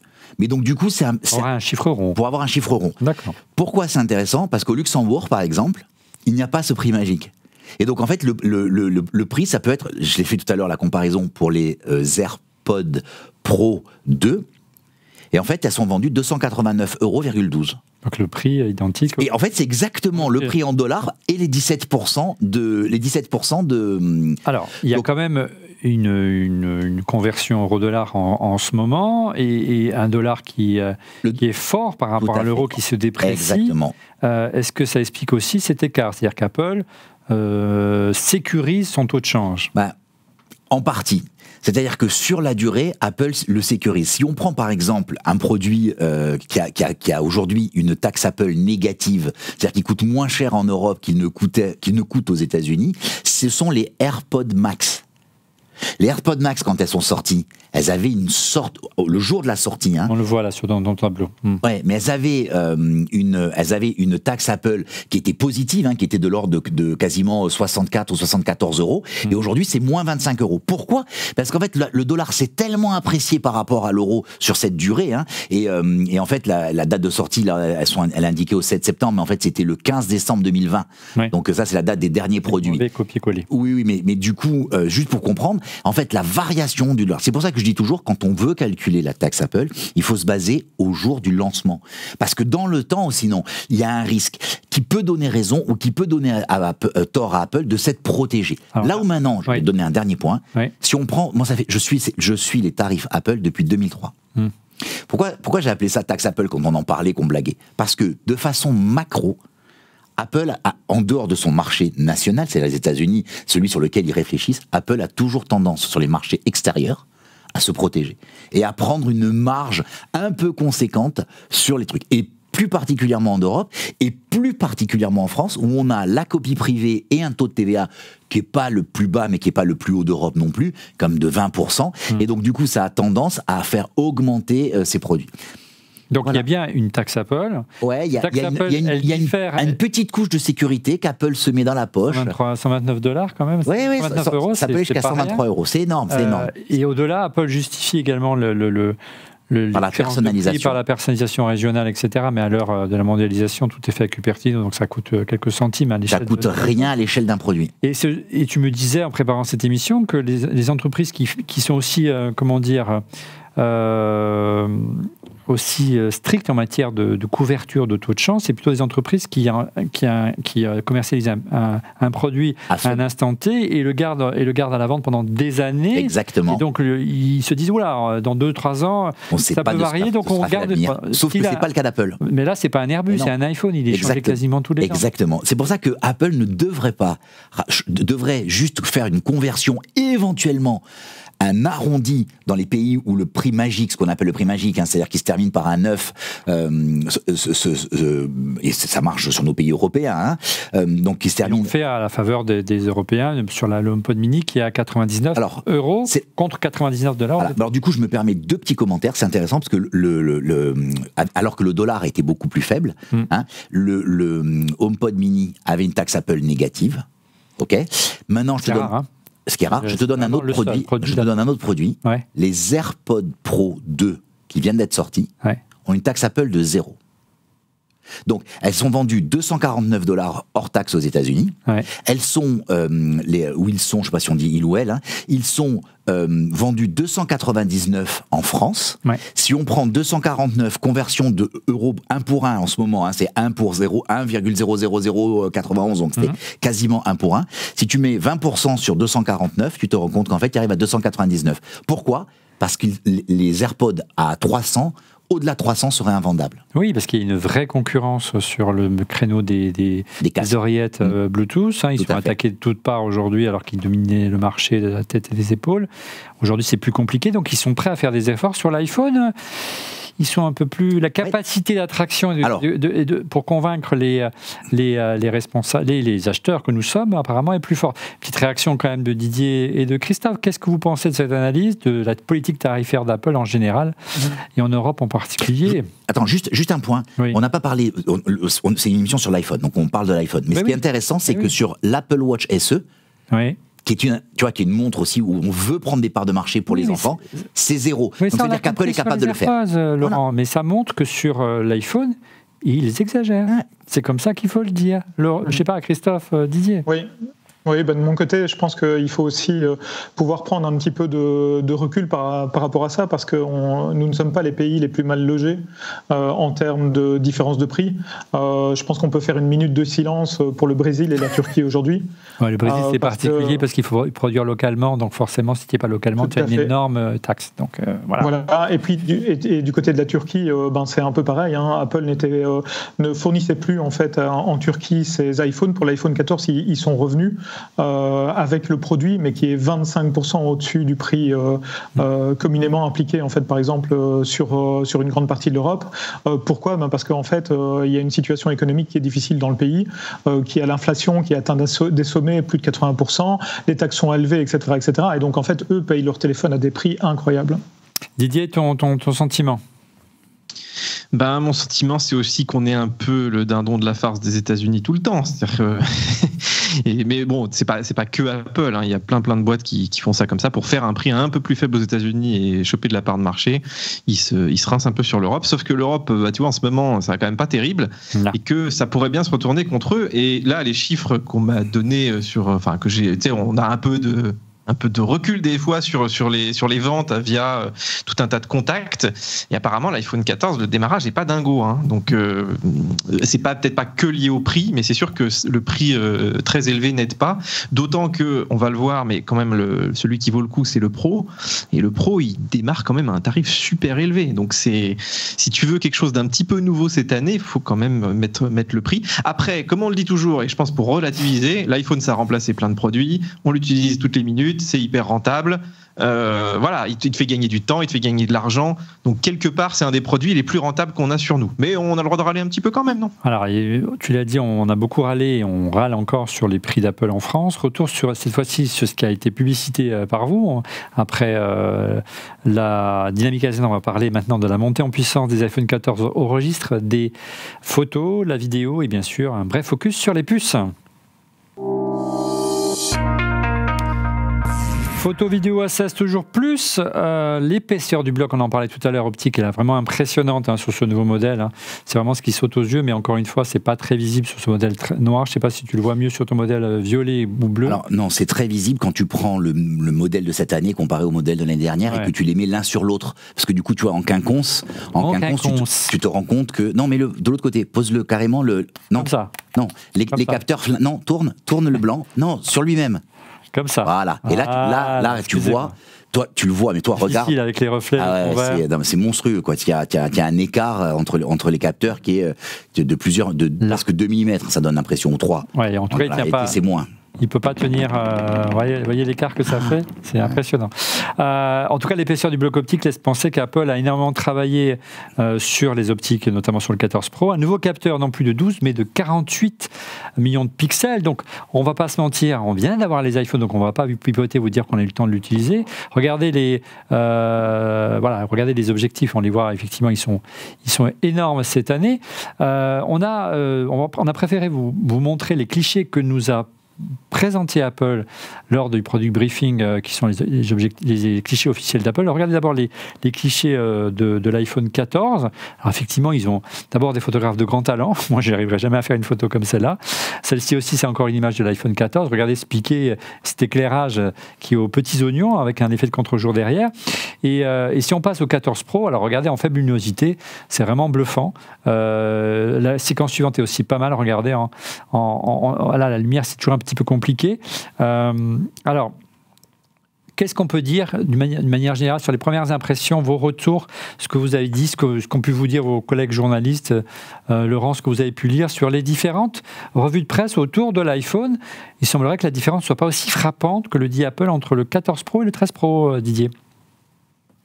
Alors juste au moment autour de cette émission, il y a le photographe, encore une fois Apple donne toujours les iPhones aux mêmes personnes, donc il s'appelle Austin Mann, donc il l'a chaque année. Bon, au début, tu vois, tu peux dire il est un peu indépendant, maintenant je sais pas s'il osera trop critiquer, mais là, pour une fois, tu vois, je le trouve quand même assez tempéré, c'est-à-dire qu'effectivement, il te dit en gros que en basse lumière, c'est quand même vachement mieux, parce que les temps d'exposition du coup sont moins élevés, parce qu'on a des capteurs plus gros. Par contre, en plein jour, il n'a pas été bluffé. Et c'est lié au fait aussi que les photos par défaut sont toujours en 12 mégapixels. Donc, en fait, tu profites pas vraiment des 48 mégapixels. Enfin, tu en profites d'une certaine façon. Mais si tu veux vraiment en profiter, il faut passer dans ces formats ProRAW, mais du coup, qui sont un peu professionnels, parce qu'il faut retoucher un peu les images, ça prend beaucoup de place. Enfin, c'est pas pour monsieur tout le monde. En fait, t'as pas de possibilité de shooter juste en 48 mégapixels en JPEG, par exemple, ou dans les formats d'Apple, là, qui s'utilisent, qui prennent pas trop de place. Alors que là, ça ferait une photo qui serait pas très grosse. Et Apple propose pas de possibilités, tu vois. Donc voilà. Après, c'est sûr que moi, je pense qu'on est, tu vois, le capteur grossit, bon, c'est très bien, mais quand tu le mets à côté d'un capteur de 1 pouce, par exemple, qui sont utilisés dans les drones DJI, on est quand même encore très loin. C'est-à-dire qu'on peut pas faire de miracle en faisant grossir un truc qui est quand même tout petit. Ouais. Donc ça s'améliore. Moi, franchement, je dois le dire, je suis bluffé par l'iPhone, vraiment. C'est-à-dire que je l'utilise pour filmer. Avant, je le mettais en complément. Maintenant, j'arrive à l'utiliser comme caméra principale. Je pense qu'il y a énormément de gens qui n'ont plus du tout d'appareil photo et qui n'ont plus qu'un iPhone. Okay. Et que effectivement, quand tu reprends un iPhone d'il y a 3-4 ans, peut-être sur les photos en plein jour, tu as du mal à voir les différences, mais dès que tu fais une petite photo en soirée, tu fais une photo où tu bouges un petit peu, et en fait c'est là-dessus que maintenant Apple joue, c'est-à-dire que les temps de pause, la faible luminosité, et c'est peut-être pas flagrant pour des gens qui font de la photo un petit peu comme ça, mais dès que tu es dans des situations compliquées, ton iPhone il se comportera un peu plus comme un vrai appareil photo, quoi. Christophe, ton sentiment, c'est vrai que de manière générale les testeurs disent qu'on voit pas énormément de différence avec l'iPhone 13 Pro. On le voit effectivement en basse lumière et on le voit quand on zoome sur des parties de la photo où on voit que l'image a quand même beaucoup plus de détails. Mais il faut zoomer. Oui. Pour faire de l'Instagram, c'est sûr que c'est superfétatoire. Pour le coup, j'ai pris un écran chez nous qui est vraiment un écran qui est dédié à la photographie et à la vidéo, ouais. Avec la bonne colorimétrie, etc. Et j'ai analysé les photos qui avaient été envoyées par Apple, en fait, et qu'on a pu voir ici à l'écran. Ouais. Et effectivement, on voit pas beaucoup de différence en fait par rapport à l'ancien iPhone en pleine luminosité. Je vais même aller jusqu'à dire que quand on zoome, on arrive assez vite en fait au pixel et au pixel visible. Et ça, j'ai été assez surpris. Par contre, effectivement, la capture de la lumière, la façon dont la lumière est perçue sur l'image et tout ce qui est en basse luminosité, là, il y a un vrai plus en fait sur l'iPhone 14. On ne peut pas dire le contraire. Très certainement avec le pixel binding, très certainement avec de l'intelligence artificielle, au fait d'utiliser ces fameux 48 mégapixels pour en faire une image de 12 mégapixels à la fin. Ça effectivement, c'est bluffant. Regarde cette réaction sur Twitter, Christophe, de Mano. Les photos en 48 millions de pixels en ProRAW du capteur principal feront quelle taille sur l'iPhone ? Je crois que le choix du stockage n'est pas à négliger. Il y en a quelques éléments de réponse, je crois, Laurent. Ouais. En fait, les premiers tests montrent que la photo pèserait entre 50 et 70 mégaoctets. Donc imagine, chaque cliché allez, en moyenne 60 mégaoctets. Donc si on a 100 photos à importer en USB 2 avec le Lightning... Ouais, mais aujourd'hui, tu te rends compte que les photos, de plus en plus, elles sont synchronisées. Ouais, c'est ce que disait Didier tout à l'heure est vrai. Moi, je me rends compte que je fais plus... tout se passe par le réseau, quoi. Ouais. Alors, pas de zoom... pas de zoom périscopique cette année comme chez Samsung. On sait que c'était le principal défaut de l'iPhone en matière de pouvoir aller plus loin en termes de zoom optique. Mais un zoom optique 2x qui est de retour, concrètement, comment ça marche ? Qui veut détailler ça ? Laurent, Didier ou Christophe ? Non, j'ai beaucoup parlé, je vais laisser parler mes collègues. Bon, je sais pas, Christophe, Didier ? Oui. Comme il veut, si Christophe veut en parler. Non, vas-y Didier, je t'en prie. En fait, avec le 48 mégapixels, donc Apple te fait une photo de 12 mégapixels, donc en fait, tu as exactement le même genre de photo qu'avant, avec le même zoom, enfin le même angle. Mais comme tu as un capteur de 48 mégapixels, et qu'on te sort une photo de 12 mégapixels, eh ben, tu peux aller zoomer dans le capteur, c'est-à-dire aller chercher 12 mégapixels dans les 48, c'est comme dans par exemple, ta vidéo 4K, tu peux avoir 4 images 1080, et du coup, ça te donne un zoom, surtout sans perte. Il y a les drones qui font pas mal ça aussi, parce que en fait... Donc c'est un zoom numérique, mais sans perte, comme un zoom optique, mais c'est pas un zoom optique. Oui, parce qu'en fait, disons que Apple triche, c'est juste que s'il te donnait la 48 mégapixels, tu pourrais zoomer dedans comme un grand. Ouais. Et là, il t'autorise à le faire quand même. Grand seigneur, tu as le droit quand même d'utiliser les 48 mégapixels, de zoomer un petit peu dans le capteur. Par contre, tu auras quand même une image, parce qu'en fait, ton capteur, du coup, il sera réduit, tu vois, il sera divisé par 4. Donc, tu auras quand même un capteur moins bon. Donc, sur quelque chose de très lumineux, ça va bien marcher. Par exemple, si tu veux faire, un zoom en montagne, par exemple, tu verras un petit peu plus le détail du relief. Et des fois, tu pourras même être meilleur que le zoom optique 3 fois, parce que le zoom optique qu'ils ont mis, il n'a pas une super ouverture, il y a moins de lumière qui arrive dedans, alors que le capteur principal, il a plus de lumière.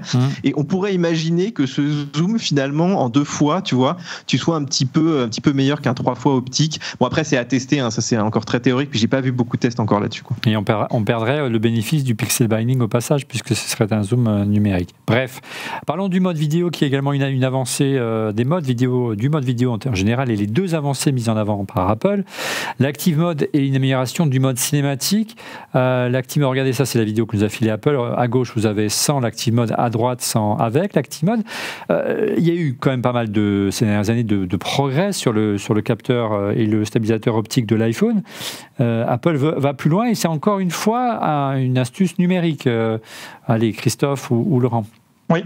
Bien sûr, ici c'est exactement la même technologie qui est utilisée, c'est-à-dire qu'on va utiliser les 48 mégapixels par exemple, ou en tout cas une résolution supérieure 4K, pour pouvoir 4K, oui pardon.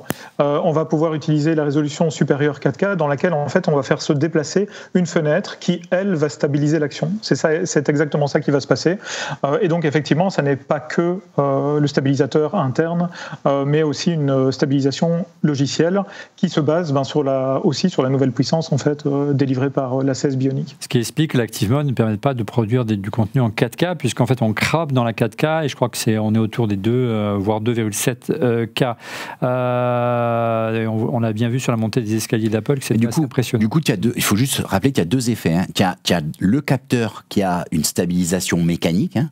C'est-à-dire que le capteur, à l'intérieur, il bouge avec l'accéléromètre. C'est l'iPhone 12, l'iPhone 13, je ne sais plus. 11 ou 12 je ne sais plus. Après, ça a été généralisé. En fait, c'est ça. C'était que sur le Pro Max de mémoire. Le 12. Et ensuite, c'était sur le 13 sur tous. Sur tous, c'est ça. C'est ça, exactement. Et donc, du coup, il y a ça. Et maintenant, là-dedans, ils prennent la grande photo et ils crobent dedans. Et donc, du coup, si on veut avoir une idée un peu de ce que c'est, on peut le faire quand tu fais un panorama. Tu te rends compte quand tu bouges, tu te rends compte qu'à un moment donné, tu vois, il te propose de te recentrer au milieu, et tu vois qu'il va faire du crop si tu te fais trop de décalage, tu vois, si tu fais des slaloms, c'est un peu le même concept, quoi. Ouais, et le mode cinématique qui progresse, spécialement pour toi, Didier, parce que c'était ta principale critique l'année dernière, ça passe en 4K, 30 images par seconde, tu dois être content. C'est assez cool, d'autant que en plus c'est un mode, tu sais, tu peux en post-prod tu peux aller refaire le focus, donc ça c'est quand même assez pratique. Les tests que j'ai vus, je te rappelle, Litro avait fait ça. C'est Litro qui avait fait ça. Je ne sais pas si vous vous rappelez, c'était un appareil photo. Sauf que c'était pas du faux, c'était du vrai. C'était du vrai, ouais, tout à fait, c'était du vrai. Ce qui était assez incroyable. Le concept technique était mental pour un photographe était complètement. Ça ressemblait pas à un appareil photo. Non, ça ressemblait à un tube, comme un canon. Et en fait, tu prenais toute la profondeur et après tu la rejouais a posteriori. Ils ont pas survécu de mémoire. Oui, c'est marrant que ça ait pas fonctionné, quoi. Mais moi je suis surtout, le mode cinématique là, de ce que j'ai vu, c'est toujours un peu compliqué parce que apparemment le détourage est quand même pas parfait. Et le fait de passer en 4K, effectivement, si tu publies en 1080, peut-être que ça va un peu mieux. Mais les quelques professionnels que j'ai vus, justement Austin Mann et tout, il dit que c'est pas quand même encore très utilisable. C'est plus, voilà, on est capable à peu près de le faire, mais on est encore loin de produire vraiment des films avec ça. Ouais. En revanche, Olivier, là où je suis déçu, c'est qu'il n'y a pas la 8K. Ouais, ça, et je ne comprends pas. Alors, la seule explication que j'ai, c'est comme tous les capteurs sont pas en 48 mégas et que Apple aime bien, tu vois, pour que tu puisses switcher d'un capteur à l'autre ou des choses comme ça. Mais je comprends pas parce que je pense qu'ils ont la puissance de calcul. Je pense que ce serait quand même assez intéressant. Et peut-être qu'ils s'en gardent juste sous le coude pour l'année prochaine, ou peut-être que ça surchauffe trop, hein, c'est possible aussi. Mais bon, Samsung le fait maintenant depuis un petit moment. La 8K, tu commences à le voir hein, sur les Canon, maintenant il y a quand même pas mal d'appareils qui le font. Et voilà, ça aurait été une petite nouveauté sympa en vidéo, parce que finalement en vidéo, à part le Hyper Smooth là que j'ai hâte de tester en sport et tout, ça peut être assez amusant, mais sinon il n'y a pas tant de nouveautés, hein. C'est clair. Alors on reviendra dans un prochain épisode la semaine prochaine ou voire dans 15 jours avec Stéphane, notamment sur la valeur de ces iPhones au registre de la photo et de la vidéo. Donc dans une prochaine émission, on va voir ça la semaine prochaine ou dans 15 jours. Après, le capteur photo toujours plus puissant, la puce toujours plus puissante ou presque. Quid de la puce? Cette année, il y a une vraie différence. Vous n'étiez pas avec nous, Christophe et Didier la semaine dernière. Tu rappelles en quelques mots, et après on laissera réagir, il y a une vraie dichotomie entre l'iPhone 14 et 14 Pro au niveau de la puce cette année. Oui, tout à fait. En fait, Alors, on pense, et on le pressentait, qu'en fait, ils n'ont donné au 14 Pro que donc la fameuse puce A16, donc la puce, je dirais, le millésime de l'année, sachant qu'ils ont gardé pour le 14 normal, la 15, donc en mode bionique, qui était celle de l'iPhone 13. Alors, qu'est-ce que c'est les bénéfices de la 16 cette année ? Alors, elle est couplée à 6 Go de RAM. Donc Apple est très économe en RAM. On sait que les puces Apple ont besoin de... Ils sont un peu lâchés ces dernières années. Oui, mais c'est vrai que par rapport à la concurrence, ils étaient parfois même à moitié moins, quoi. Ouais. Et puis progressivement, ils ont fait des trucs un peu hybrides. À un moment donné, je crois qu'on avait 5 gigas, ce qui est assez improbable d'avoir 5. Tu vois, on était plutôt sur des 2, 4, 6, 8. Bon, voilà. Elle est... non, ça veut dire... Alors... C'est intéressant, néanmoins, c'est qu'on est passé à cette fameuse finesse de gravure. Alors Didier d'ailleurs disait, moi je suis pas allé mettre mon nez dedans, mais a priori de 4 nano. Ah non, c'est confirmé. Non, mais c'est vrai que c'est très difficile aujourd'hui, tu peux annoncer ce que tu veux. C'est des sociétés cotées en bourse, ils n'ont pas le droit de mentir. Oui, bien sûr. Non, mais tu vois ce que je veux dire, c'est vrai que du coup, tu as quand même une belle évolution. La question, et on en parlera un peu plus loin, la question est de se dire, est-ce qu'aujourd'hui, quelqu'un qui aurait un 13 devrait passer à un 14, alors que finalement un pro, quelqu'un qui passerait d'un 13 Pro à un 14 Pro aurait une avancée. Tu as fait quelques tests tout à l'heure d'ailleurs. On a improvisé, on a juste eu le temps de faire quelques benches et on les a fait tous ensemble, donc on s'est partagé les chiffres. On a pu faire quelques benches grâce à Geekbench 5. Regardez, notamment l'iPhone 14 Pro arrive en tête sans surprise, 1876. Donc ça, c'est le test simple cœur et multicœur. C'est la test de puissance brute de la puce, la puissance de calcul. Le 14 Pro en tête, avec un écart relativement net en multicœur sur l'iPhone 13 Pro et par contre l'iPhone 14 Pro est très très proche de l'iPhone 13, il y a très peu de différence parce qu'il ne gagne qu'un GPU entre le 14 et le 13 et le GPU là il ne sert à rien dans ce mode là. Vous voyez la différence entre le 12, le 13, le 14, ça vous aidera pour vous aider à choisir le modèle. Le 13 n'est pas un mauvais choix en termes de rapport prix-performance. Maintenant, et puis on aura les réactions de Didier et Christophe après, bien sûr. Le deuxième slide qui est le test toujours dans Geekbench 5 Compute qui concerne la puissance graphique, sachant que l'iPhone 14 Pro dispose également d'un petit avantage et le 13 et le 14 d'une puce. Je vais y arriver. Le 14 dispose d'un GPU, d'un GPU supplémentaire comme avait le 13 Pro par rapport au 13. Regardez, donc le 14 Pro arrive en tête, 15 125. L'iPhone 13 Pro est juste derrière, 14 319. L'iPhone 14 n'est pas au niveau de l'iPhone 13 Pro, 12 595, il est légèrement en retrait. Par contre, il creuse l'écart sans surprise avec l'iPhone 13. Ouais, ce qui est intéressant. 10 702, donc on arrive quand même si ça reste Didier... La même puce, il y a quand même un avantage. Non, mais des tests relativement théoriques, c'est pas en mode production. Didier et Christophe, si vous voulez réagir à ces chiffres. Oui, mais effectivement, ce sont des tests qui sont des tests dits synthétiques. Donc, ça ne va pas pouvoir révéler en fait toute la puissance et toute la rapidité en fait d'exécution de la 16 bionique. D'autant plus qu'il est basé donc sur une structure en fait, une architecture qui s'appelle le ARM V8 et que ici il dispose d'un nouveau set d'instructions, donc un nouveau type d'instruction en fait qui peut être exécuté que n'avait pas l'A15 et évidemment. Tous ces tests synthétiques ne font absolument pas appel à ces instructions. Ouais, donc il se peut que ce soit plus marqué encore dans un usage régulier.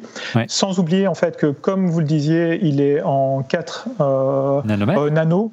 Voilà, exactement. Ce qui veut dire également que une gravure plus fine veut dire également une efficience plus importante en termes d'énergie et en termes de dissipation thermique nécessaire. Donc là, on serait sur du 4% plus efficient en termes de consommation énergétique, malgré le fait que Apple a augmenté en fait la vitesse de la fréquence exactement, qui passe de 3460 à 3240 MHz.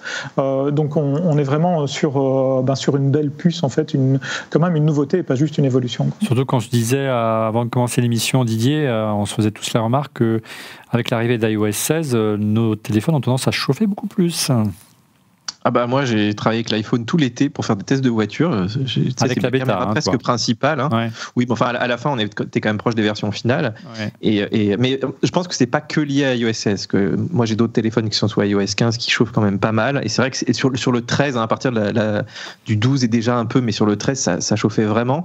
Et là en fait la bonne nouvelle c'est que ceux qui ont testé l'appareil, alors ils n'ont pas eu beaucoup de recul, mais apparemment, tu gagnes quand même 1 à 2 heures d'autonomie, en tout cas sur le gros modèle, alors que la batterie a baissé.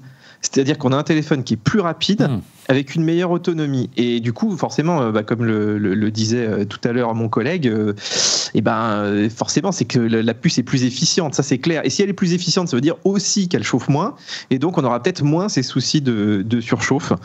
Donc très bonne nouvelle tout ça. Voilà, on aura l'occasion également de revenir sur une autre avancée qui est la gestion des eSIM. Dorénavant, on peut gérer plusieurs lignes, 2 lignes en France, sachant qu'aux États-Unis, il n'y a plus d'emplacement comme ici pour glisser une carte SIM. Elle a disparu carrément aux États-Unis. On y reviendra dans l'émission. La prochaine émission réservée au grand test de l'iPhone, on essaiera d'avoir quelques réactions d'opérateurs notamment, parce que je pense que ça va mettre un petit peu le... Moi je suis content que ça ait disparu. Hein. Le bordel, mais on en parlera. Voilà, on en aura 1h30 ou 1 heure pour en parler.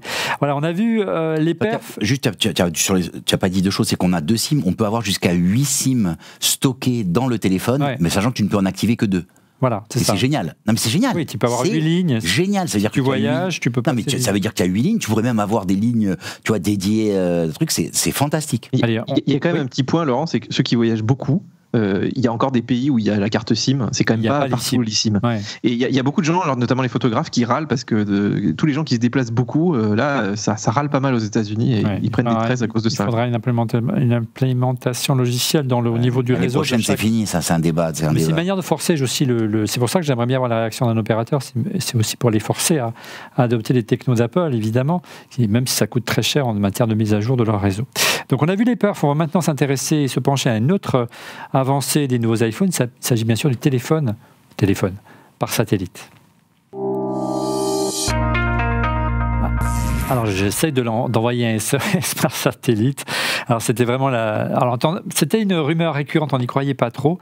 Et puis oui, il est possible même si elle est réservée aujourd'hui à l'Amérique du Nord, de passer à pas des appels, mais d'envoyer des messages d'urgence par satellite.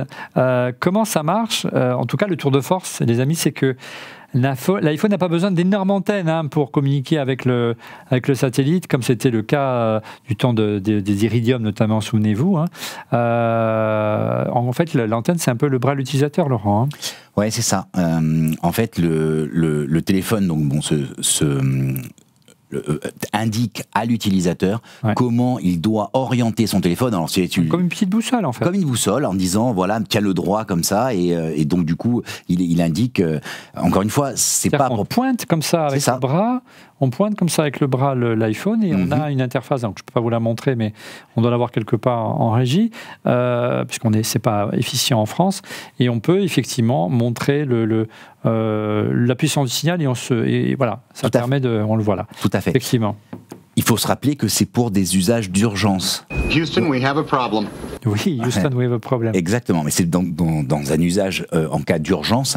Donc ça veut dire que tu vois, c'est pas pour passer un coup de fil, quoi. Donc du coup, c'est pas je tiens mon téléphone à l'oreille, c'est vraiment. Voilà, regarde, on le voit là, regarde Laurent, effectivement, ce niveau qui apparaît et qui permet de diriger le téléphone vers la zone qui est la zone de réception ou d'émission. Et a priori, le téléphone utiliserait des ondes radio comme Oui, tout à fait, des ondes. En fait, c'est juste il utilise la puce de modulation qui est dans le téléphone, qui a été configurée spécialement pour pouvoir se connecter au satellite. Ce qui est très étonnant, et je pense que c'est une question d'accord, ce qui est très étonnant, c'est que ça soit disponible que pour l'Amérique du Nord. Donc je pense qu'en fait, dans les semaines à venir ou dans les mois à venir, les accords vont être... N'allons pas trop vite. Comment ça marche ? L'envoi de SMS, uniquement pour l'instant, pas de téléphone, et surtout... ce système qui remplace ces grosses antennes qu'on avait autrefois sur les téléphones, utilisées beaucoup notamment par les aventuriers ou les gens qui travaillent dans des zones un peu désertiques où il n'y a pas de réseau. Il y a une contrepartie, c'est que le débit est ultra faible. C'est quoi ? On annonce 9600 kilobits, ça ramène 30 ans en arrière. Ouais, pas tant que ça, parce qu'il y en a qui te disent que dans certains villages, ça marche pas aussi bien que ça. Ouais.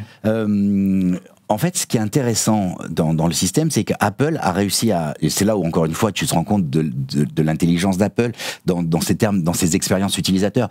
Ils se sont dit finalement, quelqu'un qui est dans le besoin, elle va avoir on peut essayer de préqualifier le problème.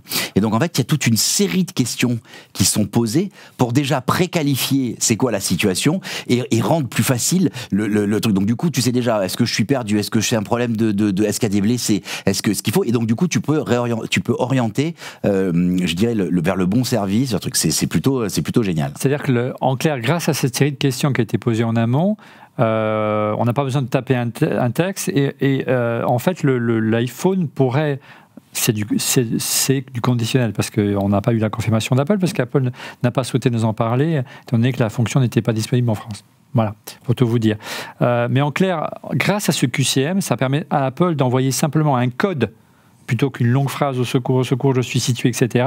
Et ce code active la position du satellite, le type de difficulté, le numéro de téléphone, qu'il faut appeler, certainement l'altitude, le point GPS du téléphone. Donc, au lieu d'envoyer un texte très long qui, même là, en un code de 8 ou 10 chiffres, on arrive, très compressé, on arrive à avoir un maximum d'informations et de les collecter et de les envoyer de manière très rapide. Voilà. Et a priori, il faut environ une quinzaine de secondes, voire jusqu'à une minute pour envoyer un message. Voilà, donc c'est pas encore le téléphone par satellite comme on le dessinait dans les rumeurs, mais on fait quand même un pas de géant dans ce qui... C'est vraiment un argument, moi je trouve terrible. Christophe, Didier, vous n'étiez pas avec nous la semaine dernière.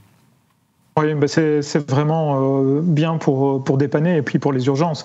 C'est fait pour ça, c'est pas fait pour envoyer un message à sa belle-maman pour lui dire qu'on va arriver pour dîner le soir.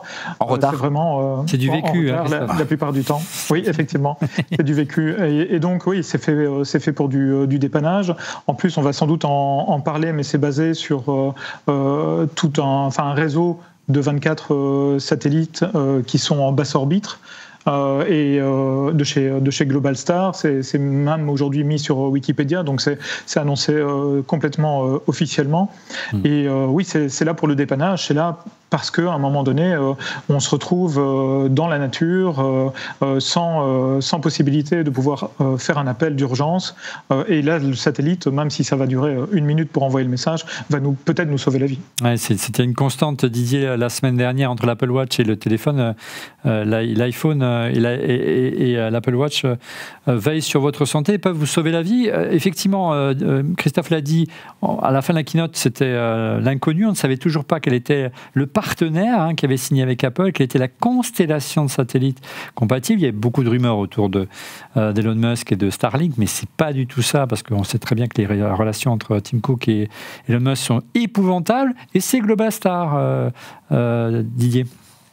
Alors c'est Globalstar, donc, mais effectivement, qui n'a pas beaucoup de satellites par rapport à Elon Musk. Oui, en fait, c'est assez étonnant, effectivement. Mais peut-être on parle quand même, Didier, c'est vrai, désolé, je t'interromps, mais on parle quand même de 24 satellites chez Globalstar, et de l'autre côté, chez SpaceX, en fait, on parle de 3000 satellites. Donc on n'est pas du tout sur les mêmes ratios. C'est pas pour le même usage non plus.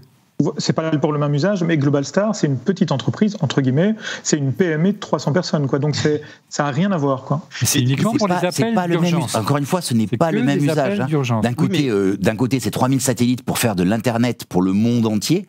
De l'autre côté, c'est quelques appels par an. Starlink, c'est pas ça le deviendra, mais aujourd'hui le service c'est pas en mobilité, mais c'est partout. Une antenne d'1,50 m. Non, c'est une antenne qui est pas, elle est grande comme ça. Mais quand même. Mais non, tout à fait. C'est pas la même chose. Oui. Didier, toutes nos excuses, on t'a interrompu. Pardon. Non, mais pas de souci. Mais moi, j'étais étonné justement de ça, qu'ils aillent vers une si petite boîte, alors que tu as des projets comme Starlink qui sont déjà pas mal avancés. Et finalement, tu vas voir dans quelques années, quand toutes les Tesla, elles utiliseront le réseau de Starlink pour choper leurs données, parce que ça évitera à Elon Musk de payer du roaming chez tous les opérateurs, que Apple, elle aura toujours sa petite start-up, qui aura peut-être grossi d'ici là, mais ce sera pas encore Starlink, je pense même d'ici 2-3 2-3 ans.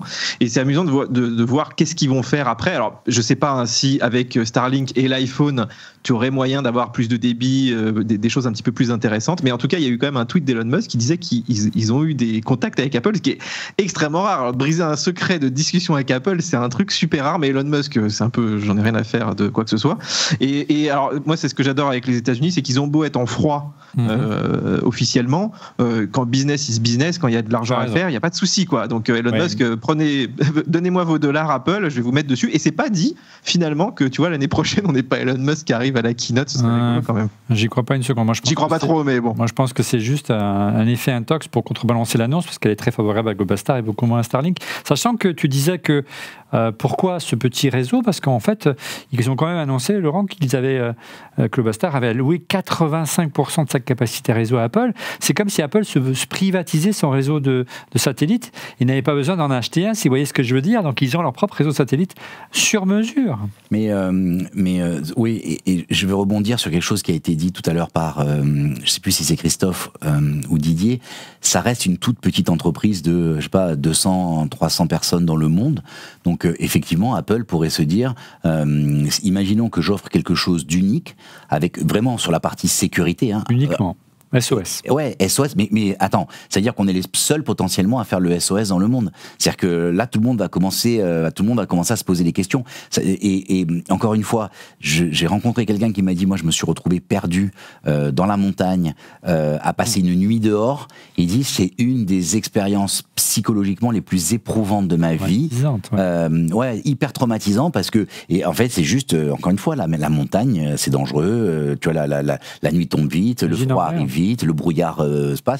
Il dit, si j'aurais juste aimé avoir un texto me dire, ne vous inquiétez pas, on va venir vous chercher, quoi. Ouais. Et Apple aurait signé, on va plus loin, parce qu'effectivement, en publiant ces résultats, Globalstar a communiqué, ils étaient obligés, en disant, mais c'est qui ce client qui vous fait un chèque de 450 millions de dollars? C'est le chèque qu'aurait fait Apple à Globalstar, c'est pas rien, un demi-milliard, pour financer 95%, écoutez bien, de la fabrication et le lancement d'une nouvelle constellation de satellites, 17 nouveaux satellites qui devraient enrichir la constellation actuelle de satellites. Ce qui est intéressant, c'est qu'ils en ont 24. Donc tu imagines 17, il y a plusieurs chiffres. Il y a 24, il y a 48, mais en fait, j'ai l'impression qu'on parle de technologies différentes, parce que Globalstar est là depuis le début des années 2000, a même fait faillite, puisqu'à l'origine, c'était Qualcomm qui était le propriétaire de cette boîte.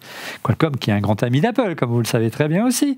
Bref, et que c'est redevenu une boîte indépendante qui est repartie de zéro, mais là, on parle certainement de technologies différentes. Il n'est pas certain que je dirais que les satellites les plus anciens, qui sont peut-être aujourd'hui sur l'Europe, permettent de développer cette technologie. Et parmi les choses qu'il y aurait à financer, il y aurait de nouveaux satellites et surtout 10 nouvelles passerelles terrestres dans le monde entier. Et c'est à mon avis là où le point bloc pour l'Europe, qui permettrait de... Parce qu'ils ne communiquent pas entre eux, les satellites. Ils communiquent avec le sol. Donc c'est ça, à mon avis, qui manque pour offrir...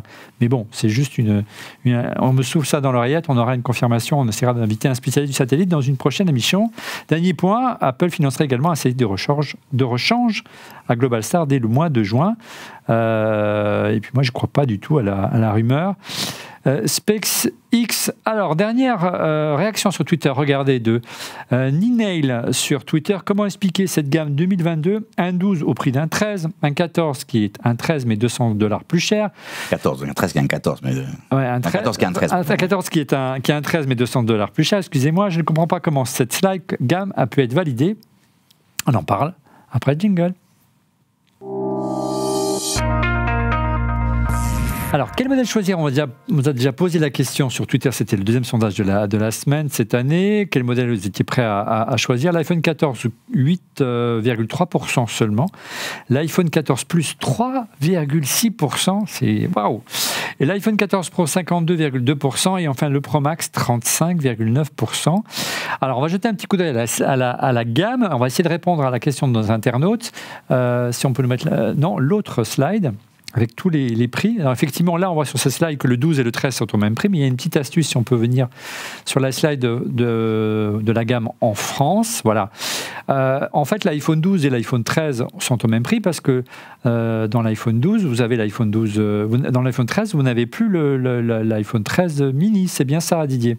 Eh ben, écoute, c'est une gamme bizarre mais en fait, tout devient bizarre chez Apple. Je sais pas si t'as vu avec les MacBook Air, MacBook Pro, avec les iPads, tu sais plus trop quoi choisir. Et maintenant, l'iPhone, ça devient très compliqué. Et surtout, je trouve que ce qui est compliqué, c'est effectivement quand on te fait un peu, tu sais, ce qu'on faisait dans les cartes graphiques du renaming. Finalement, l'iPhone 14. Qu'est-ce qu'il a de 14 ? Enfin, il y a quand même pas grand-chose dedans qui différencie du 13. En fait, le mini, il y est toujours un petit peu, parce qu'ils vont continuer à le produire quelques temps. Ouais, j'ai une connerie, c'est l'iPhone 13 mini qui reste au catalogue, mais il n'est plus dans l'iPhone 12 mini. Donc l'iPhone 12 est au même prix que l'iPhone 13 mini. C'est pas l'iPhone 12 qui est au même prix que l'iPhone 13. Mille excuses. Après, faut voir que la gamme officielle d'Apple sur son site, c'est pas exactement ce que les gens achètent. C'est-à-dire que les gens, ils achètent par leur opérateur, qui font aussi des promos. Et Apple fait aussi des grosses baisses de prix. Nous, on le relaye beaucoup sur Amazon. Et là, tu as beaucoup plus de différence, en fait, entre les anciens et les nouveaux, parce que les nouveaux sont quand même moins bradés que les anciens. Et là, tu t'aperçois que tu arrives à avoir des 12 et des 13 beaucoup moins chers. Donc, c'est comme aujourd'hui, quand ils te gardent, je sais plus, des anciens iPads, des anciens Mac au catalogue. En général, enfin, les gens qui l'achètent chez Apple, faut être un peu fou furieux. Alors que les promos... Et du coup, là, tu as une vraie... En fait, ça leur permet quand même de vendre pas mal d'appareils en jouant un petit peu comme ça sur les différentes générations. Mais j'avoue que si tu arrives sur le site d'Apple et que tu veux un iPhone, c'est un petit peu compliqué à comprendre. Et surtout, ouais, puis tu as du mal aussi à voir qui fait quoi, parce que le 14, il a l'air quand même bien, c'est celui de l'année. Mais après, on dit, ah oui, mais il a pas la nouvelle puce. Ah, mais en fait, c'est un 13 rebadgé. Ah, mais il coûte quand même vachement plus cher. Ah, puis il a que 128 Go. Ah ouais, mais il a pas le 120 Hz. Enfin, c'est... Ouais, sachant qu'il y aura quand même certainement des... Parce que l'iPhone 13 Pro va disparaître de la gamme, il est toujours là. Donc, pour moi, s'il y avait un choix à faire, si vous deviez changer de téléphone, si vous n'avez pas un iPhone 13 déjà, vous aviez par exemple un iPhone 10 ou un iPhone SE, moi, le bon choix, c'est d'attendre des promos sur l'iPhone 13 Pro et de prendre un 13 Pro. Je ne sais pas ce que tu en penses, Laurent, mais... Moi, je voudrais juste rajouter 2 infos par rapport à ça. La première, c'est, j'ai fait une petite analyse pour la semaine dernière sur le nombre de combinaisons possibles que l'on peut acheter sur le site. Oui. Et on se rend compte que le nombre de combinaisons a fortement diminué sur la nouvelle gamme. On a perdu qu'une dizaine de téléphones, mais en fait sur la nouvelle, c'est parce qu'en fait l'ancienne gamme, ils ont gardé un modèle où il y avait plusieurs combinaisons, mais en fait on se rend compte que les nouveaux, il y a beaucoup moins, il y a un téléphone en moins à chaque fois, donc ils ont quand même un peu boulonné là avec, je pense, la crise des composants et tout ça. La deuxième chose qui est importante, c'est qu'il faut voir qui sont les clients d'Apple. Les clients d'Apple, il y a le grand public, c'est-à-dire des gens qui sont prêts à acheter soit sur le site Apple, soit en Apple Store, mais l'immense majorité des téléphones se vend via l'opérateur. Et c'est ce que disait Didier, mais ce qui est important chez l'opérateur, c'est d'avoir un produit d'appel. Et le produit d'appel, cette année, ça sera, comme tous les ans, l'iPhone 14. Et ça se passe comment ? Les gens arrivent en disant, ouais, vous voulez pas le dernier, vous vous réabonnez pour 2 ans, on vous donne l'iPhone 14. Oui, mais combien il coûte ? Ah, il coûte un peu cher. Ah, sinon, on a une bonne offre, c'est l'iPhone 13. Et les gens se rabattent sur, soit ils se prennent le 14, soit, moi je le vois, ma tante, régulièrement, elle change de téléphone, et quand elle change de téléphone, elle a le 14, elle a pas le Pro, elle a pas me dire, mais toi, il y a des choses que moi je peux pas faire dans le mien et tout ça. Ouais, parce qu'en fait, c'est quand on va là-bas, en fait, c'est la technique des opérateurs. Un peu des utilisateurs avancés. Exactement. Et donc, en fait, ils disent, mais vous avez le dernier. Les gens, ils comprennent pas trop la différence entre 14, 14 Pro. En plus, le côté Pro, ah non, moi je suis pas un Pro, j'ai pas besoin de fonctions avancées. Donc le 14 trouve un intérêt majeur dans la gamme opérateur, et le 13, c'est le repli si la personne n'a pas les moyens de se payer le 14 et qu'elle veut quand même un téléphone, tu vois, et qu'elle a par exemple, je sais pas moi, un 7, un 8, un 9, un 10, un 11, un 12, tu vois, et qu'elle passe à autre chose. Alors regarde cette réaction de Philippe Frondev sur Twitter, et peut-être que Christophe voulait en dire un mot. Aucun, donc c'était le choix de voulez-vous changer d'iPhone cette année, quel modèle ? Mon 13 Pro Max me convient parfaitement. Les évolutions sont trop mineures pour changer si rapidement. Il n'y a aucun game changer sur ces nouveaux modèles qui justifie un upgrade. Est-ce que tu es d'accord, Christophe ? Est-ce que et puis de toute façon, il ne s'agit pas de changer tous les ans, bien sûr. Non, c'est certain. En fait, c'est sûr et certain que c'est une évolution, pas, encore une fois, pas une révolution. Maintenant, voilà, on a déjà suffisamment, je pense, parlé en fait de toutes les nouveautés des nouveaux iPhone 14, 14 Pro, Ultra et autres. Mais oui, beaucoup de gens se posent la question. Moi-même, hier, j'étais mort de rire en FaceTime, en fait, et mes enfants également, parce que mon oncle, en fait, a acheté le 13 avant-hier, en fait, dans un Apple Store, et on lui a dit, mais pourquoi t'as pas pris le 14, en fait ? Et il nous disait, ouais, ben non, c'est 200 € de moins, et donc voilà, j'ai pas besoin d'autre chose, quoi. Oui, et puis au-delà, on nous le signale souvent, qu'Apple essaie de communiquer autour de ses actions, autour de l'écologie, essaie de montrer qu'elle est une entreprise verte.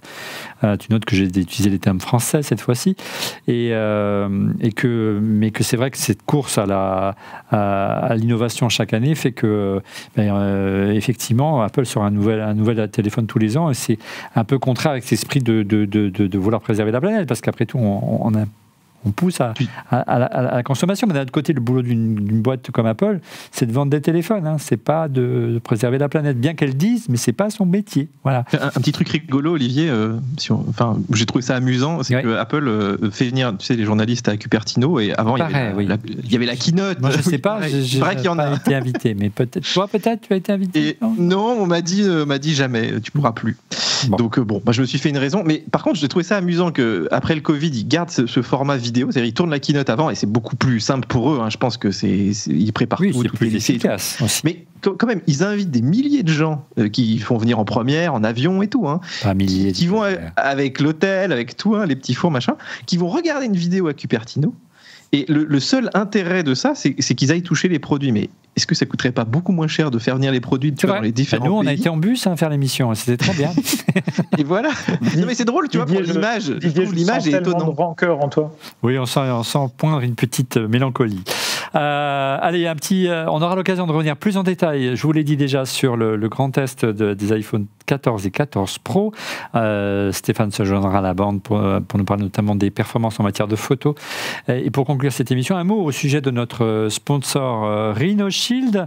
Rhinoshield qui, vous savez, fabrique les célèbres codes de protection qui sont enfin compatibles MagSafe pour les séries 12, 13 et désormais l'iPhone 14. Vous retrouvez donc tout l'écosystème pour protéger mais aussi personnaliser votre iPhone tout en bénéficiant de la technologie MagSafe, avec notamment la coque Clear Case, hein, c'est la coque transparente, garantie anti-jaunissement.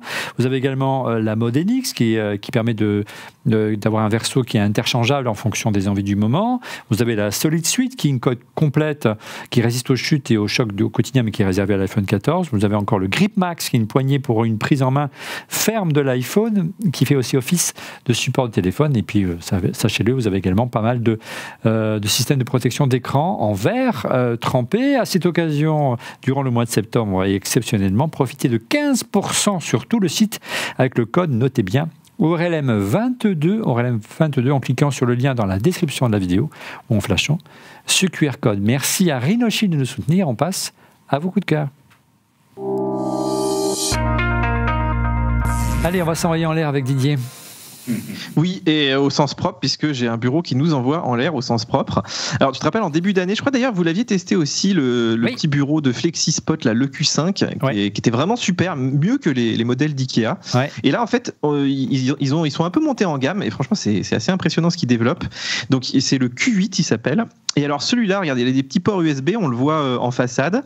Il a aussi tu as un tiroir sur ce modèle-là. C'est pas, voilà, mais alors, ça met un peu d'épaisseur sur le plateau. Hein, donc, si tu as des grosses cuisses, c'est un petit peu moins pratique. Mais je sais que toi, tu es très fit. Regarde, il y a même du cable management pour ceux qui aiment avoir les câbles bien rangés. Donc, tu peux mettre une rallonge et tout parfaitement dedans. Et donc, c'est un bureau qui monte et qui descend, qui est hyper sympa. Il est en bambou, tu vois, bois et blanc et tout. En tout cas, moi, ça se fond bien dans mon environnement. L'argument, c'est qu'on peut travailler debout, c'est ça, en fait, surtout. C'est plutôt bien pour la circulation quand on travaille énormément. T'as des pré-réglages, donc tu peux te dire ça c'est assis, ça c'est debout, ça c'est j'en sais rien quand je fais mes présentations produits pour Mac Forever, tu vois, il y a vraiment plein de trucs. Donc là je l'ai mis, je l'utilise quotidiennement. Et il a même aussi un petit chargeur sans fil intégré. Ah, donc, ça c'est sympa, on l'avait pas sur l'ancien. Tu peux poser ton iPhone, ouais exactement. Donc ça, les petits ports USB, si quelqu'un s'appuie pendant qu'il monte ou s'il y a un obstacle, il redescend aussi, il y a une protection, tu vois. Et alors du coup il est un peu plus cher parce qu'il est un peu plus perfectionné, mais ça reste quand même, quand tu regardes les prix par exemple chez Ikea, qui est un peu la référence quand on veut acheter des bureaux, c'est mieux pour moins cher en fait. Et vraiment, je suis assez surpris de ça. Et c'est donc costaud, voilà. J'étais surpris puisqu'on l'utilise nous aussi. Et d'ailleurs, ça résiste plus que Ikea qui est autour de 70 kg. Ouais. Là, tu es à 100 kg. C'est-à-dire que tu as quelqu'un qui s'assoit, tu as ton écran, le truc n'est pas pété. Voilà. On sort dessus. Merci Didier. Donc c'était le FlexiSpot. De ton côté, Christophe, ton coup de cœur. Alors moi aujourd'hui, je vais vous parler d'un produit dérivé autour de Stranger Things. Bah tiens, mais c'est une obsession, monsieur De Graave. Si je ne vous en parlais pas, Qui en parlerait ? mais qui en parlerait, et puis ce serait le monde à l'envers, pour ceux qui connaissent la série. Et en fait, c'est un produit dérivé. En fait, ouais, tu devrais faire une émission sur la pop culture, toi. Oui, mais il faudrait y penser un jour, pourquoi pas. Ouais, enfin, il va falloir qu'on y réfléchisse. Donc, ça pourrait s'appeler On refait la pop ou un truc comme ça, on verra bien. Et donc, je parlais effectivement de plusieurs bracelets, d'une déclinaison de plusieurs bracelets pour l'Apple Watch, qui se trouve être sur la thématique de Stranger Things. C'est Mobifox qui les fabrique, c'est en vente sur Amazon, pour une quarantaine d'euros, c'est en vente également dans le store, le pop-up store Stranger Things de Paris, des Champs-Élysées, exactement. 2 pas d'ici. Et puis, à 2 pas, oui, effectivement. J'aimerais tellement pouvoir le visiter régulièrement. Et on peut le dire, on va tourner une nouvelle émission, ça va s'appeler On refait la pop, on peut le dire, elle va être présentée par Christophe Degrave. Et on voudrait la tourner dans ce beau magasin éphémère sur les champs, et bizarrement... Quelqu'un a des contacts qui n'hésite pas. Même à Londres, même à Londres, on est prêt à se déplacer pour aller le tourner. Et on n'est pas méchants, Christophe. On est des gentils. Non, on est gentils. On a demandé et nos contacts nous ont dit non. Qui vont regarder. Je suis sûr qu'il y a plein de gens qui seraient contents qu'on le fasse là-bas. Combien ça coûte cette petite plaisanterie de bracelet? Alors ça coûte une quarantaine d'euros et cerise sur le gâteau. Cerise sur le gâteau, il y a 20 Apple Face, donc des Watch Face que l'on va pouvoir télécharger et installer sur son Apple Watch avec ce superbe bracelet ou ces superbes bracelets. De toute beauté. J'adore celui. C'est vraiment de toute beauté. Merci Christophe. De ton côté, Laurent? Écoute, moi c'est gratuit ce soir, c'est quelque chose qu'on a déjà payé. Ouais. Donc en fait, de temps en temps, je reçois des messages, surtout sur Twitter, des messages privés en me disant oui, tu as parlé dans l'émission de comment on fait, par exemple, j'avais activé le mode, tu sais, quand on descend au-dessous de 30%, le mode économie d'énergie s'active en automatique, moi, sur mes devices. Donc du coup... c'est bien pratique. Oui, et du coup, j'ai donné la technique. Ça, c'était l'application raccourcie, mais j'ai eu un problème. J'en ai marre. En fait, quand tu utilises Firefox et que tu fermes Firefox, il te dit, tu es sûr de vouloir le fermer? Quand tu veux fermer, tu fais par exemple un pomme cul par hasard, tu es sûr que tu veux fermer, enfin un commande cul, il faut dire maintenant, je suis un vieux, moi j'ai pomme cul. Ça va revenir la pomme, tu vois. Et donc, je sais que ça va revenir. Donc, quand tu vas sur Chrome et que tu fais pomme cul, il te dit, tu es sûr que tu veux le faire? Reste appuyé longtemps si tu veux vraiment le faire. Et sur Safari, tu fais pomme cul, ça ferme tout. Et le problème, c'est que nous, moi j'utilise des claviers AZERTY, des claviers QWERTY. Donc le A et le Q, c'est 2 lettres qui sont inversées. Donc des fois, quand je veux faire un sélectionner tout, un pomme A pour faire sélectionner tout, je fais un pomme Q, je ferme toutes mes fenêtres Safari. J'en ai 227 ouvertes en ce moment. Et ça m'énerve. Alors tu peux relancer, tu redémarres Safari, tu dis réouvrir les fonctions de la truc, mais tu perds 2 minutes le temps qu'il t'ouvre tout, ça me saoule. Tu as 80 onglets, toi, généralement. 227 ce matin, quand je l'ai fait. Donc ça m'a vraiment énervé. Donc du coup, avant de préparer l'émission, j'ai dit je vais aller corriger ça. Et en fait, c'est un truc qui est très simple. On va dans les préférences système et on dit on va dans créer un nouveau raccourci. C'est un tutoriel, ton coup de cœur. En fait. Oui, c'est un tutoriel. Donc on va dans le truc. Mais ce qui est génial, en fait, c'est qu'il suffit que tu dises, tu prends et tu fais. Il faut que tu donnes exactement la même appellation. Donc moi, j'ai un Safari en anglais, donc c'est Quit Safari. Donc en fait, tu écris ça et tu dis au lieu de faire pomme Q, moi j'ai fait pomme option Q. Là, et donc en fait, si je fais maintenant pomme Q, il se passe plus rien. Il y a rien qui se passe. D'ailleurs, on le voit en bas à droite. Ouais. Tu vois, pour quitter Safari, il faut bien faire pomme option Q. Mais on peut faire ça pour n'importe quoi. C'est-à-dire qu'on peut supprimer toutes les fausses manips qu'on est habitué à faire. On peut les corriger. Donc voilà. Alors et on peut rajouter un raccourci à une fonctionnalité qu'on n'aurait pas. C'est-à-dire par exemple, il y a une fonctionnalité que j'utiliserais beaucoup dans une autre appli et qui n'aurait pas de raccourci. Il suffit d'aller dans cette petite fonctionnalité, dans préférence système, clavier, raccourci pour la créer. De mon côté, on va parler d'une autre société qui alimente beaucoup de rumeurs. C'est Sonos qui faisait désespérer sa communauté, dont je suis également membre et fan, de voir arriver un caisson de base, dirons-nous, à un prix relativement accessible. On sait que les caissons de base chez Sonos sont très chers. Il est enfin arrivé le modèle relativement accessible parce qu'il vaut quand même 450 €. Sachez que c'est quand même presque la moitié du prix de l'ancien. L'ancien était magnifique, hein. C'était une pièce d'orfèvrerie voilà, c'était un magnifique en laqué noir ou blanc. Voici le Sub Mini, c'est la nouvelle version de Sonos et il est taillé sur mesure, surtout que l'autre est peut-être un peu démesuré pour nos petits appartements parisiens.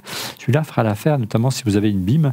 La barre de son de Sonos, c'est le complément parfait. Le nouveau Sonos Sub Mini, on a hâte de pouvoir le tester dans On refait le Mac. Voilà, nous sommes arrivés à la fin de ce 454e épisode d'On refait le Mac. Merci de l'avoir suivi. Merci encore pour votre fidélité.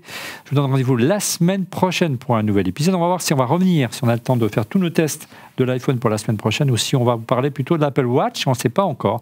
On vous dira ça sur les réseaux sociaux. Soyez attentifs. Et pour être prévenu en temps réel de la mise en ligne de l'émission, je vous invite à vous abonner à notre chaîne, bien sûr, en cliquant sur le petit bouton. Et n'oubliez pas également de cliquer sur le petit pouce. Merci encore pour votre fidélité et à la semaine prochaine. Au revoir.